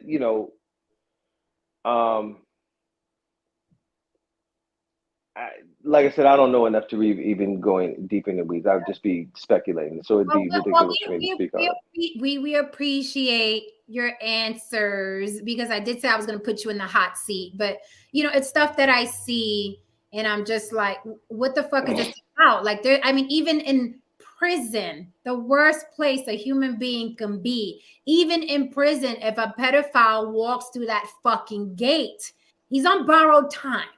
Because it really is one of the most heinous crimes that you could fucking commit, even in prison with the worst of the worst. So I can't see why this motherfucker would feel comfortable to go seek counseling somewhere where he should be fucking hiding. He's no, right. So like I said, I know that dynamic. I don't know what was said. I know that in many occasions when individuals and a lot of celebrities and leaders and even pastors have gone to the minister in relationship to, their issue or their circumstance, and the minister has aided them, or counseled them or whatever. Like in the ministry side of that that work and that responsibility, there is that dynamic that's there, the pathway of redemption. So that's one aspect of it. There are other aspects of it, again, where, like you said, there's a chronic accountability where, this individual needs to be, get their head flown. But there's so many individuals I know that always also come running to the minister's back door. Top individuals that, most celebrities that, black and white, that are always, tapping at his door and saying, "Oh, brother minister, woo, woo, woo." So, his level of what he's dealing with and his level of what he's commissioned and called to do is way above my personal pay grade, in relationship to that. So that's what he's commissioned to do as a spiritual leader. You know what I'm saying? And it doesn't mean that he's giving someone a pass, but he's addressing, based upon his understanding of what his role is in relationship to scripture and what he's commissioned to do on that. I just wish, because I am a fan of the work that Farrakhan's done as far as turning lives around, right? But I just wish he would have addressed everyone about such a well-known pedophile, say like a R. Kelly, the way he addresses, Kanye and Kyrie being done wrong by those evil Jewish people who made them billionaires, right? Like that, I will never, I chew, I cannot swallow. When you're attacking a certain people who have literally made a Black person a billionaire, not a millionaire, but a billionaire. And you want to turn those people, like you want to demonize those people because they run media or, again, like I said, the worst people I've ever dealt with were within my proximity. So let me say this. Let me I ask you lived this the entire question. life, 49 years, not one Jewish person. Matter of fact, can I meet a Jewish person to make me a billionaire? But let me say this. Let me say this, Jen. If you say, for instance, you create a project that makes $1 trillion in revenue. Mm-hmm. Out of that trillion, you made 500 million. You find out that two billion of those dollars, additional dollars that could have been to you, to your family, to your family's legacy, was stolen or was manipulated or was, you know, cheated. You were cheated out of. You would feel offended, even though you made this certain amount of money. You would be offended and cheated at the fact that $2 billion was taken out of money that you could have allotted to wherever you chose to apply it. So when these issues of somebody making you money doesn't give them license to steal from you, doesn't give them license to cheat from you, and without you having to have some sort of righteous indignation to the circumstance. And what these points that are being brought up are the points that it's like, this exists, and many times it's like, shut up and play basketball, or shut up and rap, nigga, rap, or shut up and just you just made a great deal more money than you may have made in your lifetime. But it doesn't mean that I'm still going to accept you stealing out of my pocket in my face. And as a free human being, you should have the ability to castigate those and to find individuals that you say, okay, wow, this is becoming very consistent, that I'm dealing with not only the executive over at Paramount, who happens to be Jewish, and my lawyer who negotiated this contract with Paramount, who happens to be Jewish, and the deal I did over here with Balenciaga is Jewish, and I'm finding. Hold on. I got the whole point. I know you're gonna say. I got the whole point. You're gonna be redundant. So here's my thing. I'm a whole different animal. Like, you can't tell me that. Well, Jen, you should have made $1 trillion, but you only made 3 billion. Here's the thing, right? Had it not been for me fucking with those people, would I have made any money in that amount? Probably not, right? Not only that, I know I'm selling a project now. I know I'm getting fucked in the ass first time, and I know that. I know that. Because it's not my company, right? I need them more than they need me, right? So that's common sense. So what I would do, this is what Jen would do. I'm not speaking for anybody else. You don't have to agree with me. No matter who the attorney is, this is my question. How fucked am I going to get? Don't blow smoke up my ass. You and I both know where I'm getting fucked. I just want to know how much Vaseline is going to be used. Let me know in the contract. Let me know how much money they're going to take, and let me know how much I'm going to make, so I know how to maneuver. What I wouldn't do is, after becoming a billionaire, throw tantrums, try to recruit a bunch of Puerto Ricans to go against the people that made me a billionaire, and then flip-flop and leave those Puerto Rican people hanging, and then expect a Puerto Rican minister to talk about me when he doesn't even talk about the fucking Puerto Rican pedophiles in our community. That would be weird to me. That would be, but that's just Jen. But that would be weird to me, that this Puerto Rican minister is addressing these Jewish people who stole trillions of dollars from me, but is not addressing the Puerto Rican pedophiles that have been molesting little girls that ran to him for refuge and counseling. That would be a little weird to me. That would be strange. So that would be me. Like, I'm a realist. It is not my system. It is not my media. It is not my company. So I know I'm going to get fucked in the ass. But can I get enough to start generational wealth? Can I get enough to be the first billionaire in my family? And then if I don't want to fuck with these people anymore, right, then I'm going to cut ties. But what I'm not going to do is throw a tantrum and a fake tantrum this week, and then next week be hanging out with white supremacists, say like a Kanye West. Like, Kanye West was just seen on his way to Mar-a-Lago with a white supremacist who calls black people niggers. So that's not what Jen would do. I agree with you on that point. And I think that, in relationship to that dynamic, I'm not excusing the behavior of Kanye. I'm not even supporting his choices. I would say that in relationship to that when somebody comes up and you say, well, I know I'm getting fucked, that means that there's an aspect of you not knowing your full worth, because again, just like when Master P walked away from a deal that was presented to him for a certain number of millions of dollars, and he said, I'm not going to do this deal. He was savvy enough as an individual to know, this man is going to offer me 10 million here, then I know I'm worth 20.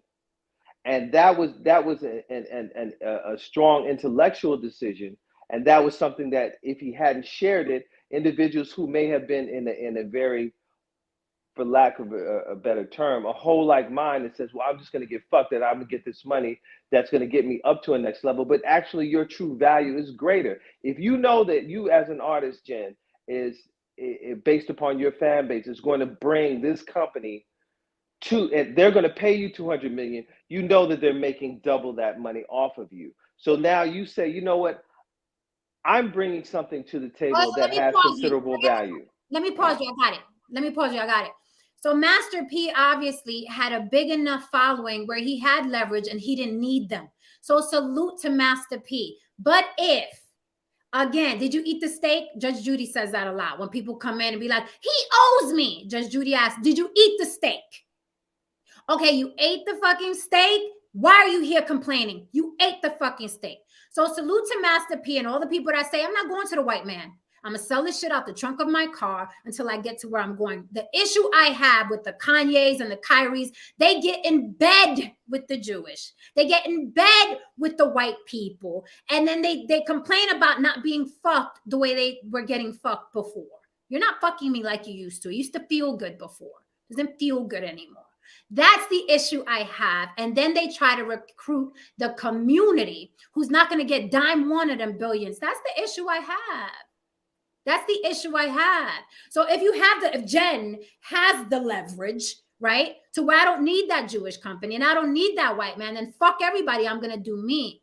But if you get in bed and you eat the steak, right, then you have to suffer the consequences down the line. What is this defeatist mentality? It's almost like woe is me, Master ain't treating me right, and I came in the house for him. I'm working in the house, I am. Why is he treating me like the other slaves? That's what I'm talking about. Well, again, it speaks to the whole moral superiority thing. It's easy to sell for Kanye and Kyrie to frame their narrative in a particular way that the community can latch on if it sounds like white folks is doing wrong. That's a trigger in our community. That's a trigger in our community. I mean, we're like Pavlov's dog when it comes to hearing. And I'm serious. When it comes to white man bad, we fall in line. You know what I mean? And it's just, look, personally, from my perspective, no one's going anywhere in this country without white assistance. I don't give a fuck what anyone says. All right, no one's going anywhere without white assistance, especially if you're a part of a group of people that's only like 12 to 14% of the population. The math dictates that it's somewhere down the line you're gonna have to shake a white hand. It's just the law of probability. Okay, if you go up the particular ladder, at some point in time, you're going to have to deal with a white person making the decision for you. Now, I know it sounds all well and good, and it sounds very romantic to believe that we can do this, we can pull this all off ourselves, but we cannot. And let's just say, if reparations was actually green lighted, you need a group of white people to agree with. You're just gonna take the shit. Got it that way, but you're right. I mean, so you're gonna need white help to some degree. So I think that a lot of this stuff is being framed in a particular manner where we don't need where black people can just be this island and just can be completely separate from everyone else. Look, no one is separate. No tribe or so on and so forth is separate from anyone in America. Everyone depends on everyone to some degree. Yeah, people depend on black people to some degree. Some degree. It's not in the same context as they would depend on Asians or Jews, but it is dependence to some degree. Hey. Okay, so to think that we could successfully function without anyone involved, I mean, that's that's crazy to me, man. Well, let That's me say this. insane. I disagree. I believe that there's enough successful, intelligent, skilled Black people across this country that if there was a scenario that we turned inwardly, that we would be able to facilitate ourselves separately as a community. I feel that there's enough skilled doctors, botanists, microbiologists that exist out there that if this 12% to 14% populace decided to turn inwardly, even if it wasn't the full 12 to 14, but if there was 9% of that 12 to 14 that did that, there's enough skilled individuals that would be able to facilitate a separate scenario to build out and facilitate our needs. And there's a lot of resources around the world globally that we could establish a relationship with, where we may not have to be in a position where we'd have to be dependent upon no saint to be able to get us through, or to Well, with all due respect, brother, I understand what you're saying, but all of those vocations and all of those, highly intelligent and capable people, at some point in time, they got helped by good white folk. So, let's just call it what it is. You know what I mean? They did not do that on their own. None of us does it on our own. You know what I mean? I mean, that's a reflection of the circumstances that we're in. I mean, we're socially dominated and outnumbered. So let me say this: fuck white people. Aside from white people, mm-hmm. take white people completely off the table. Let's deal with that 12 to 14% of Black people. It's more like, not if 9% joined us, it's more like those 9% are fucking comfortable. They don't live their lives, in the shadows of this white man that's trying to get them. Those botanists, those doctors, those attorneys, those, those restaurateurs, those entrepreneurs, those kids that are becoming millionaires off of TikTok. They don't have this suppression boot, or they don't live under that umbrella. I think that shit's gonna die with our generation. And I'm gonna be completely honest. I think that shit's gonna die with our generation. And the only people that's gonna be holding on to the nuts of it are the religious people. The religious people who think Jesus is coming back. The religious people who think Muhammad is coming back. The religious people that think one day we're gonna take up guerrilla arms. But the next generation, these kids are becoming millionaires off of social media. They're not worried about the white man got the boot on our neck and the white man is it's not. These kids don't give a flying fuck. They don't care. They're out here. They're making more money than we fucking seen, okay, off a TikTok video. It's not like it was back in our day. So to think that these new generations that are coming, and we're talking about the generations that are coming, under those doctors, those lawyers, those attorneys, when someone is successful in their life, like a lot of Black people are, because we talk about the degenerates a hell of a lot. But there are a lot of men and women that are super successful. I'm talking about Black excellence. And they don't wake up and go to sleep and think about the white man gonna get me today. Oh, I gotta go to sleep. The white man gonna get me tomorrow. The white man gonna get me today. No, they're going into their fucking shiny offices with the fucking, view of the cities. They're getting into their Bentleys. They're comfortable. So to think that 9% is going to take up arms because it's like, I'm not comfortable, let's go fight these white people, when white people are mostly their friends, they're marrying white people, they're working with white people, they're partnering with white people. It's a little silly. It's kind of like the argument of Jesus is coming back. I disagree. Let me finish my point. You can disagree. That's fine. I disagree with you as well. But I'm talking about tangible evidence. You talk a lot in if 9% came, if they decided, well, one day it could be this way if people just got together. You're talking about the ifs. I'm talking about what's literally happening. I'm talking about from athletes. I'm talking about scientists. I'm talking about entrepreneurs. I'm talking about artists. I'm talking about actors. These motherfuckers have millions and millions on millions. They are living well. They are in mansions, okay? They're Zeus Network, whether you like it or not, Forest Bias Networks, all black networks. Like these men are now getting networks.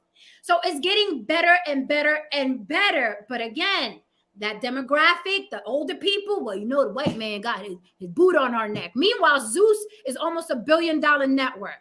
Forest Bias Network is coming right after them. All Black is now connected to AMC. These men are caking. These women are caking. They're not the oh Lord. They're not those type of black people. That shit is gonna die with our generation. It's gonna die with our generation. The moment they gave us social media and these kids are making millions of dollars because they know how to dance a jig, there is no need. There has to be a need. Ish, and that's what I'm talking about. You still talking about like we're still on the plantation. There are millionaires. There are 18-year-olds in Bentleys now because they have 2 YouTube pages. There's no need. There's no desperation. There's no we got to get out of the boot of the white man. It's not like that anymore. It's like I just bought another Bentley because I started a makeup page on YouTube. Those are the black and brown kids we're dealing with now.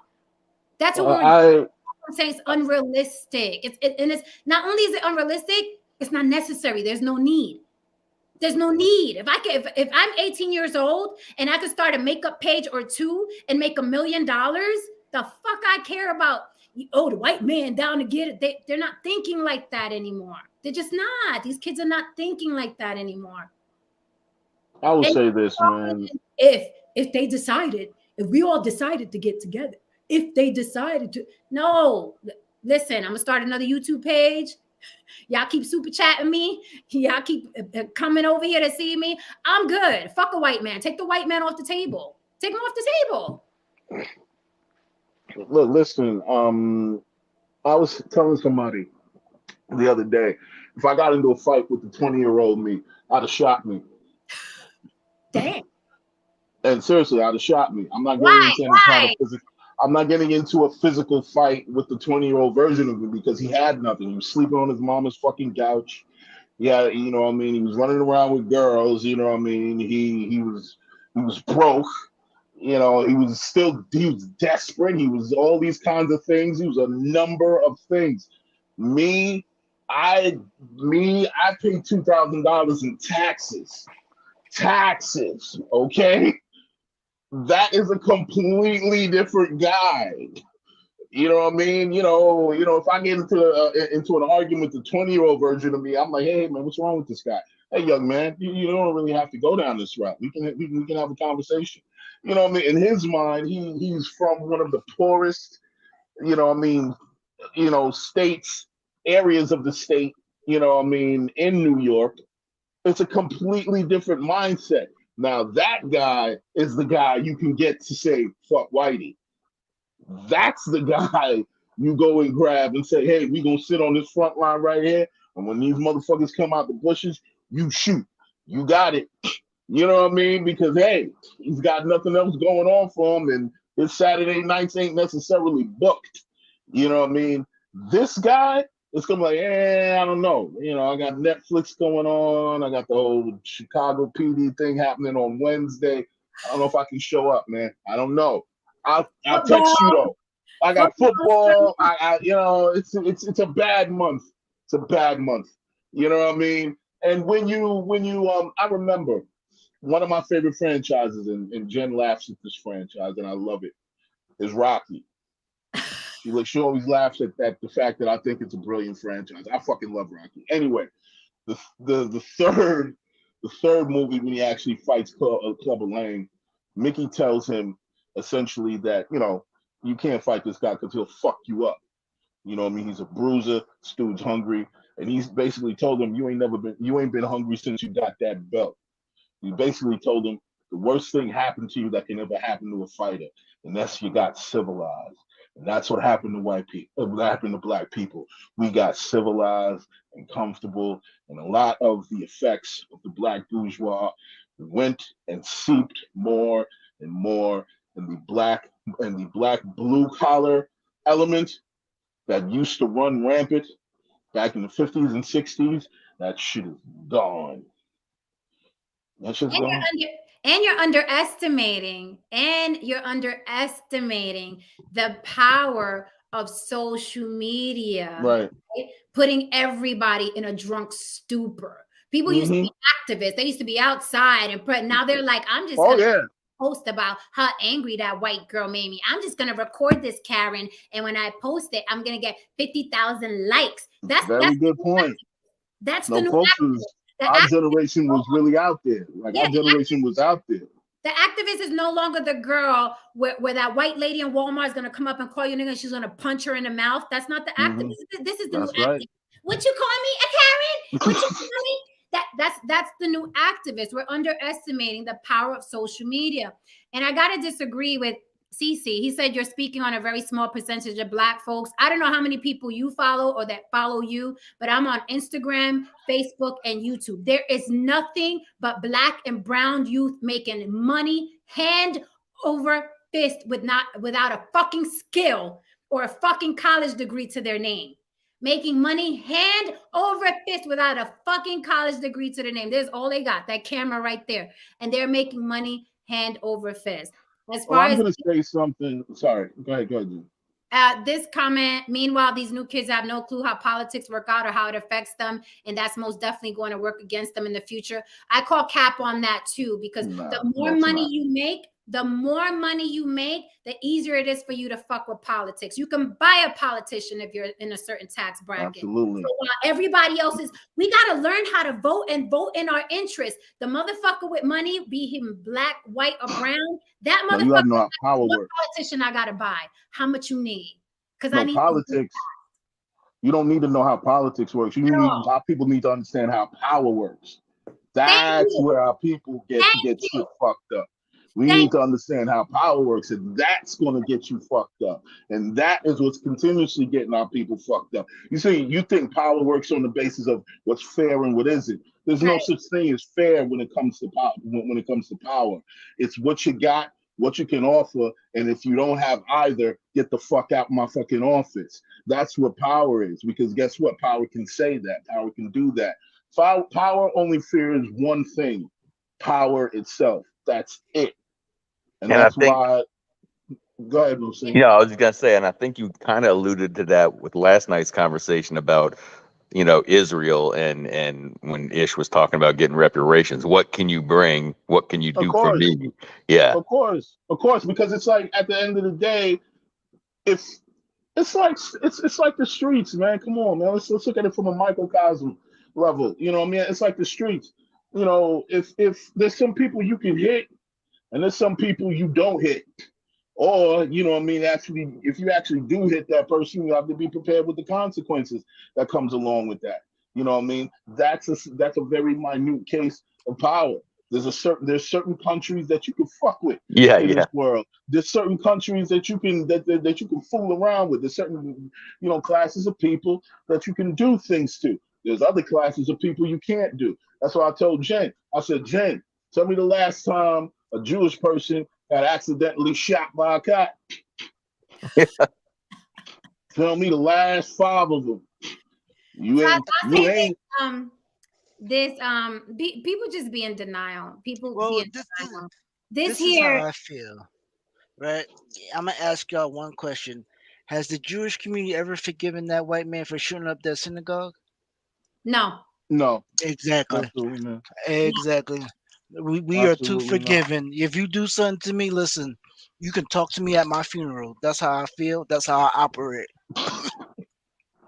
Look, man, I understand what Ish is saying. I get it, but to Jen's point, there's a lot of bias and a lot of traditions that we come from that we think is going to stand the test of time. And they're not, because they're really dependent on the economic, opportunities and the status quo at the time. Yeah, we had a very militant mind state, 20 or 30 years ago when it came to Black and brown people, because there weren't that many opportunities to really, come out here and really make some real money. Now, I don't care what anyone says. You can check the data on this. Statistically speaking, when it comes to violence, yes, I'm about to say this. when it comes to the degree of violence, when it comes to the economic opportunities that Black people can take advantage of, they are completely light years ahead of where we were in the 1950s, 80s, and to some degree even the 90s.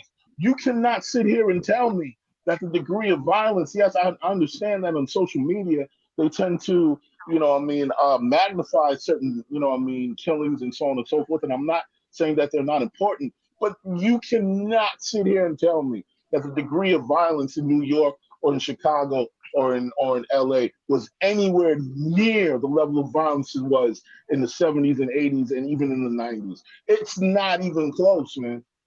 It's not even close. I want to reply to this.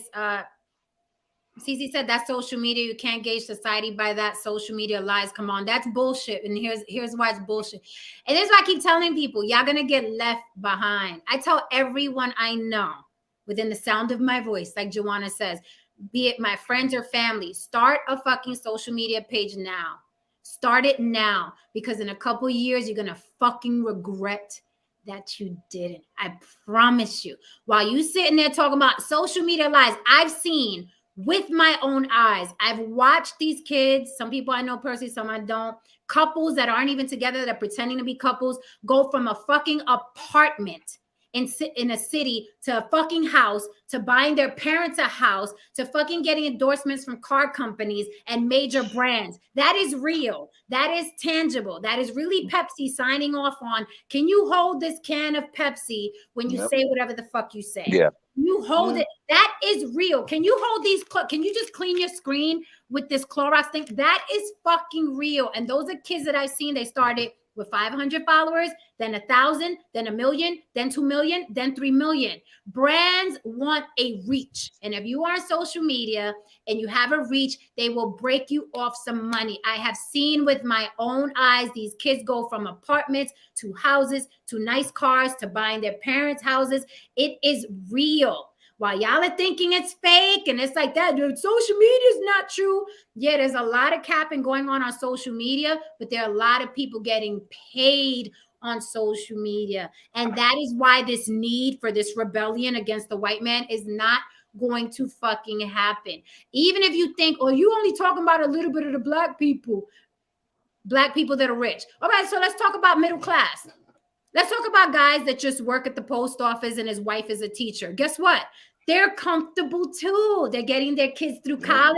Ain't nobody got time for that. Ain't nobody got time to start a fucking race war with you when I got to pay my college tuition. Even they're comfortable. Who are these people? This militia, this guerrilla warfare. Who? People are comfortable. This isn't the 60s.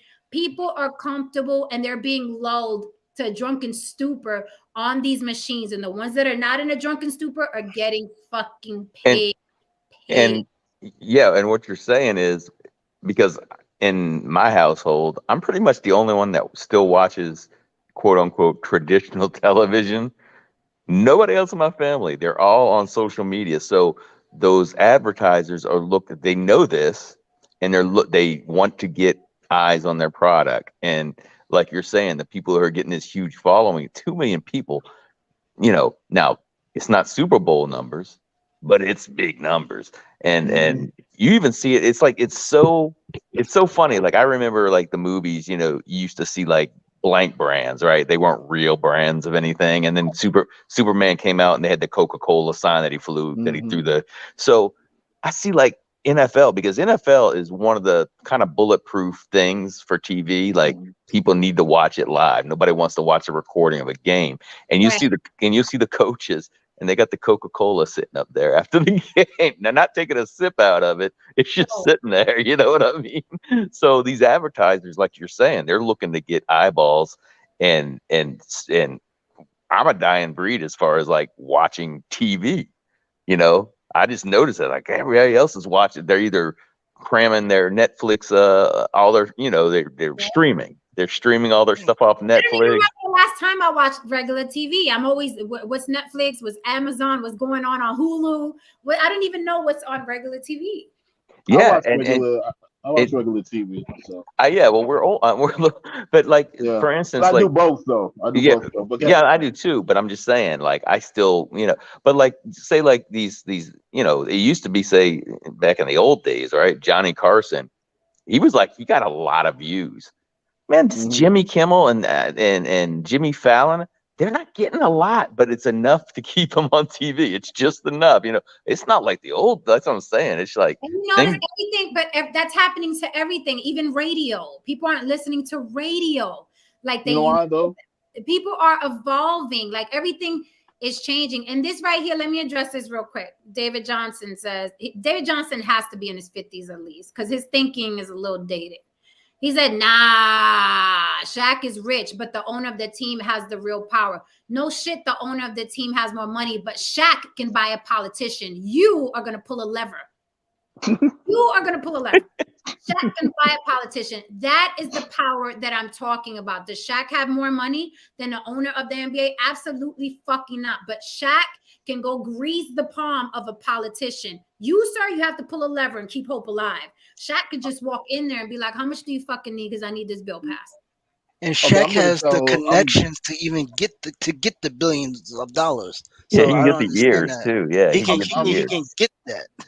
I'm gonna Yeah, tell he has a lot of access that you a lot don't. of Yeah. people don't know a number of things when it comes to politics. And I'm gonna tell you guys something that most people will never tell you. There's a reason why. Okay, it's all really a ruse. Politics and voting processes and election night and so on and so forth. This is a dog and pony show. I'm going to explain to you what this shit is. Okay, we got to make you people believe that democracy still exists in order to keep this shit moving in a particular degree, because the perception of America is where the strength of the dollar lies in. If you lose faith in the idea of America, it affects the dollar. Okay, this is one of the reasons why, when low morale comes down for certain stocks and so on and so forth, the stocks take a particular hit, and then boom, someone just lost $1 billion fucking dollars because the perception of the brand was affected. Now, with all that being said, they need for you to believe in America. Now, here's where the shit gets tricky. Okay, for anyone running for office, I don't give a fuck if it's local. I don't, what I mean, especially if it's national. You know, there is a cost to it, an actual cost. Anyone can be president, but not everyone can afford to be president. Okay. Now, they need this money to come from somewhere.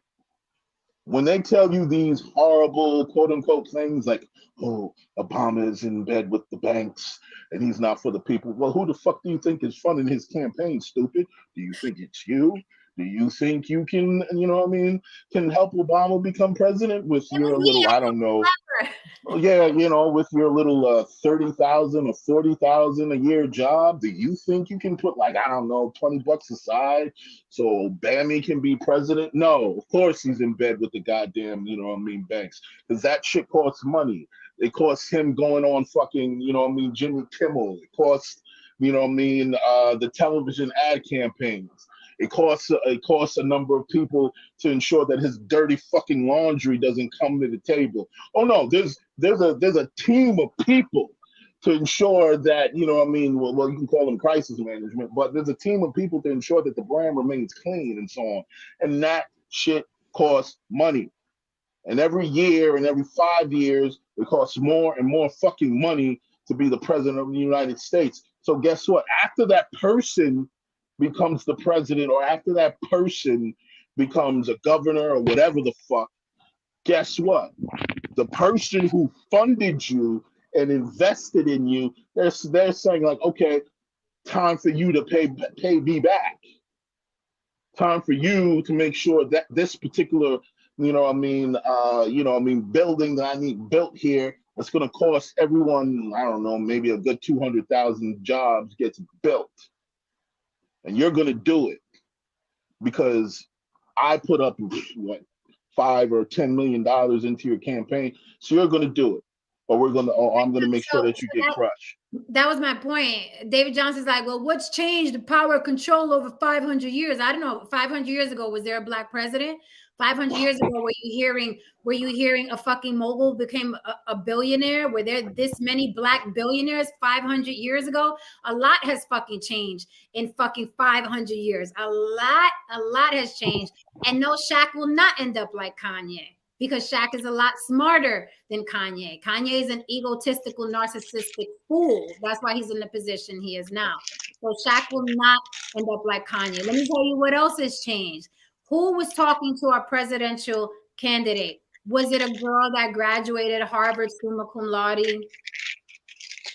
Was it a girl that did everything right from birth, summa cum laude, a debutante? Was it? No. It was an ex-stripper prostitute who used to drug men for their money, who was swinging on the pole in the Bronx and dropped a couple rap records. That is who was talking to our presidential candidate on a fucking public platform where the whole world can see her. That's changed in 500 years too. So, you know, all these things that people are like, what about this? What about that? It is tangible. It is in your fucking face. That was Cardi B talking to a presidential candidate. It wasn't a Harvard law student. It was Cardi B. And you're still asking, what's changed in 500 years? That's not power. When did you ever think 20 years ago that you would see some ex-stripper prostitute questioning a presidential candidate who could barely speak English? Let's keep it 100. Cardi B could barely stitch a sentence together that's fucking coherent. So when you ask, what's changed in 500 years? All the black billionaires we got now, what's changing? Where the fuck you been? Like, are you still watching black and white TV? Like, where the fuck you been? What do you mean what's changed in 500 years? Shaq is not going to end up like fucking Kanye. Kanye's an idiot. Kanye's an idiot. Whether you're a fan of his music or not, Kanye's a fucking idiot. He's an idiot. And it's okay that sometimes idiots have a lot of money, but he's an idiot. Yeah, I think I recognize this guy's name from and I'm not joking, from Hebrew Israelite ISUPK chat room. Exactly. I know who he is. David Oh, Johnson. he's a Hebrew Israelite? Yeah, he's a Hebrew Israelite. Yeah. Oh, that's why he's stuck in time. Yeah. I recognize him from ISUPK chat room. That's kind of crazy. But I am certain this guy is backed up on child support. Trust me, I'm sure he's backed up on child support. I wouldn't say that, Jen. You'll like him because he beats up on one of the YouTubers you don't like. So you kind of like him. I don't like it. I like super chats.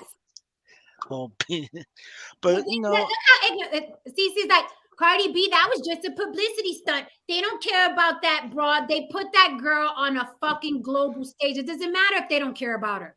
It doesn't matter if they don't care about her. It's like, I don't know. Social media just shows me over and over and over again how dumb, how dense people are, how ignorant they are, how they don't see game, they don't peep game. It doesn't matter that they don't fucking respect her. It doesn't matter that they think she's a piece of shit. They put her across a presidential candidate, not any presidential candidate, but a presidential candidate for the United States of America.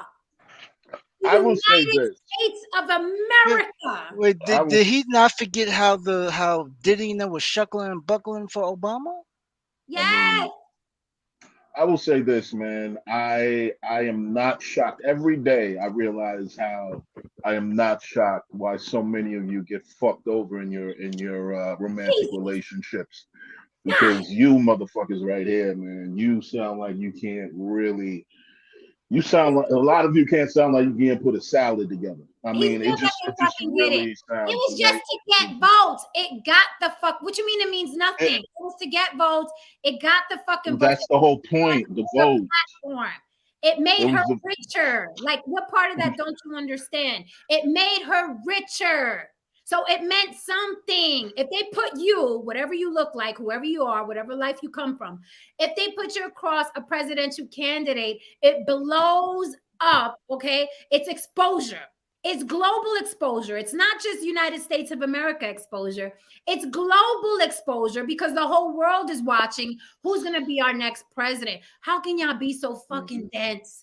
Y'all can't be this dense. David Johnson, Shaq doesn't have to speak against the Jewish people. He's not stupid. A lot of these activists are stupid. You guys are yelling on the sidewalk and don't have a pot to piss in or a window to throw it out of, but you all can dress the same in the same color. What do you mean? If he talked about the Jewish people, he would get Kanye. Why would forget black? Why would any race of man from any walk of life be that fucking stupid that he's making billions of dollars, something he wouldn't have seen otherwise, and then go out in public and badmouth their boss? I'm hey. sure you have a job.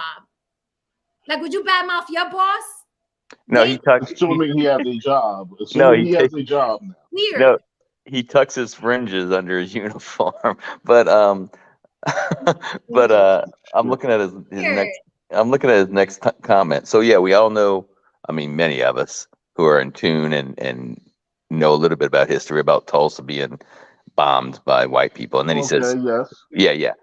But we don't know what would have happened with that community. You know what I'm saying? I mean, there's always this assumption that everything would have been the same. I mean, there's a lot of downturns. There's a lot of towns that once were doing well that are not doing well anymore due to shift in economics and stuff like that. So that's all. He wants to drop the link. He wants you to drop the link. This should be interesting. But that doesn't make sense. I'm not doing an all-nighter though. I'll drop the link, but I'm not doing an all-nighter. We're already 2:30. But what does Tulsa have to do with were all the black people living in Tulsa? Yeah, that's another thing, right? Right. Well, the point of the matter is a lot of these people try to use Tulsa, Oklahoma, as an example of like, well, we were progressing, like, yeah, we were, but obviously we didn't take into account that we should have some form of military, or that we should have been prepared for any kind of violent attack. So that was kind of like on us. But the point of the matter isn't that Potomac, Maryland now, which is the richest black county in America? I mean, Atlanta's kind of. Atlanta very much so has become pretty much black. We have another Tulsa. It's just this one is just strippers and BBLs. That's it. Well, what the point here, I think the overall problem here is that David in his mind, the progress means black people are essentially the heads of the social hierarchy and everyone else is below them. That's progress. There's nothing there, anything else outside of that, is in his mind is not progress. But that doesn't make sense. Like if I'm already ahead, how am I gonna let you jump me? And that's just the whole thing. But he knows that. And he's just playing these victim politics. Like I said, a lot of these people are just victims. They have nothing really to contribute to anyone. They follow a cult. They follow a cult. I got a real question. People. Do you think this is he coming up here? I don't know. I don't know. David, are you coming up? Because we ain't gonna be here all night. So if you got man, we're giving you a chance to say your piece. You drop the link. This doesn't make sense. This is not even about power dynamics. This is just about being a dictator at this point. That's exactly what it is. Do you remember when I did? What did I miss? No, do you understand? Like, remember when I told you that a lot of people don't necessarily have a problem with oppression? They have a problem with being oppressed. There is a difference. There's a fucking difference. And, black people love to run this, fair and care and, shit like that. Like, motherfucker, you don't believe in fair and care. No, you're losing. You're losing right now. So you're kicking the ball like Charlie Brown, in the middle of the fucking baseball field, wondering why you're not winning. And you're not winning just because you don't got the balls to fucking win. That's why Kanye is the gift that keeps on giving, the lesson that keeps being taught. Because when he was winning, remember how badly he used to talk down to people. Oh, yes, very much so. Kanye used to talk down to people real bad about how much money he had, the woman he was fucking, then eventually. Oh, yeah, it was everywhere. We was in the Exotica. We had on slick silk shirts. You Look ain't at got that, still. the answer, Sway. It ain't Ralph's though. He was Oh up yeah. there. Now that he's being quote unquote oppressed, now he's like, wait a minute, life's not fair. They're not being fair to me. Kim Kardashian's And not being notice, fair to me. notice, in the midst of all that, did anyone notice that he didn't shave his beard and he looks rather unkept and homeless? He looks very close to the concept of poverty. He didn't show up there with the motherfucking, you know what I mean, Louis Vuitton or whatever the fuck he be doing. Look at this motherfucker. This nigga look like he just literally looks like a retired construction worker. Like, look at this dude. Look at this guy. No. Look The at funniest thing I saw was he had TMZ coming there talking about, oh, Adidas is stopping me from being great. They blocked my bank account. I can't use Apple Pay. But then later on states, I bought these Balenciaga and Adidas clothes and changing the logos. If you can't access your money, how did you buy them? pretty much. Right. But nobody questioned that. It's That's why I'm like, amazing. people. I'm telling people that I'm with Kanye no matter what. All right. I'm- Okay. Look, man, I knew I should have went to sleep. my people are cool, man. My people are cool. You know why? We ain't angry at much. You know why? Because we're eating. We're feeding families. We're feeding our families. We're taking care of people. We're making deals. We're doing whatever we need to do. We get in the bag and we going home. We Yeah, ain't in all this other bullshit. oh, Kanye, See? damn. Yeah, man. Yeah, look at him. Like it's like night and day.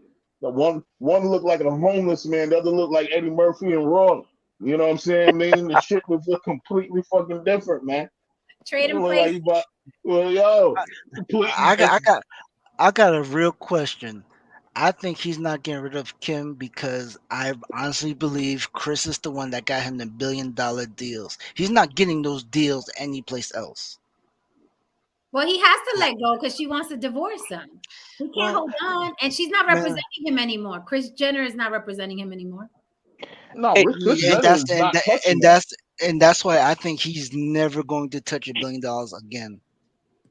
and Jen, to circle back with what you were saying, so Kanye had $1 billion. We know what happened there. I think isn't LeBron James a billionaire at this point? I believe he may be. So these opportunities they have to play basketball, I get the owners are making hand over fist. Also gives an opportunity to get sponsored by shoe deals and make more money. And at this point, if he's a billionaire, guess what's for sale? A world record the guy wants. There's a soccer team over in England that's being sold for like $765 million. He can go buy it and be an owner too. That money he's got owner money. Yeah, so it's like a lot of let's be clear, a lot of things have changed. And listen, I'm happy. I'm ecstatic for these kids that are coming up now and making millions of dollars on these YouTube pages, and they're good. I am glad because it's better than doing all that school, owing money, being fucked, not being able to get a job. And if you get a job, you can't get a job with the degree you got the job for. So it's like, I'm glad everybody get it. Get paid, get your shekels, get your coins, start a YouTube page, get rich, start a makeup, get rich, get your money. It's easier now more than ever. The more money you make, if you want to get into politics, you could fucking put money in the pockets of a politician if you want to go that route. But I find people that are wealthy and have a lot of money don't really give a fuck about who. I know I would. If I was worth $1 billion, I don't give a fuck about who the president is unless the president has something that I want. Yeah. I'm comfortable if I'm eating my little tacos and sipping my little margarita in Hawaii. What the fuck I care about a voting booth? Are you kidding me? Unless my taxes get fucked up and somebody's going to help me with that, then I'll go out. I can make that phone call to that politician. But I can't make that phone call to that politician without money. Money talks. So get your kerns. With that, I guess David Johnson, the asshole, got cold feet. He didn't come up. I didn't see him backstage. Tends to happen when we call people's bluff. He said drop the link. I mean, he was talking for a while. He's been talking. He needs to get out of those precepts in the Bible and get more into technology and learn how to get on Zoom. David was going in the chat, but I don't know. I dropped the link. I sure did. So I'm not gonna wait for him. I've been on 2 hours and 30. So we could close out. Nah, bro. I gotta go to bed. You talking about I'm coming? Nope. Nope. He said, I'm Too not late. waiting for you, sir. I don't even know where you went. You've been here all this time. I dropped the link and then you disappear. I'm not waiting for you. Sorry. You got to catch us on the next one. We're going into 2 hours 40 now. I'm not doing it. I was Sorry. looking forward to that. So was I, but I'm like, I can't. If he super chats me, I'll stay. Yeah, but Well, there you go. yeah, if he super chats, he can come up. If you super chat, I'll give you. It doesn't take long to super chat. I'll give you 5 minutes to super chat. He gave all the super chats to General Johanna. He said I had to set up my computer, bro. See, that's bro, why. bro. Wait, hold on. Bro, Stu said he had to set up his computer. Did you have to format your phone too after that, man? You got a flip phone. You got a Motorola. Listen. This was him just now.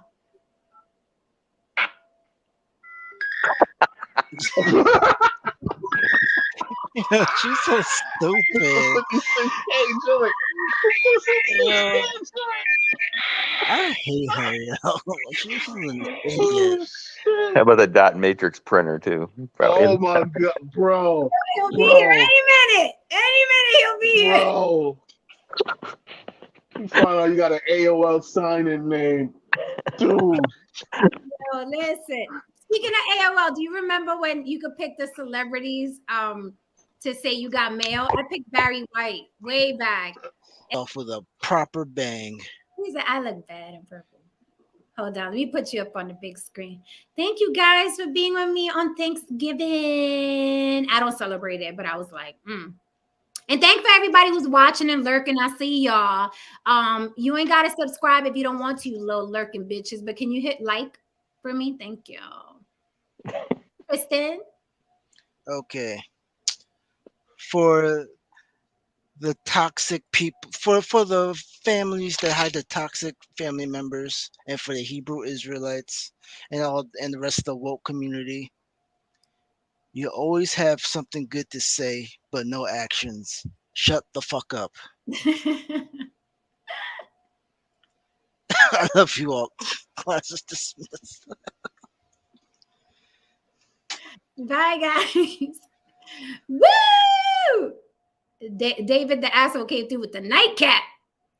The bullshit. All good, guys. If you're still here for whatever fucking strange reason, hit that like and subscribe. It's always on and popping on the block. Never a dull moment. I swear these shows get better, better, and better. Respectfully, a lot of you are fucking full of shit. The other half, I love you just as much as Tristan loves you, and that's a lot. So you know what I mean?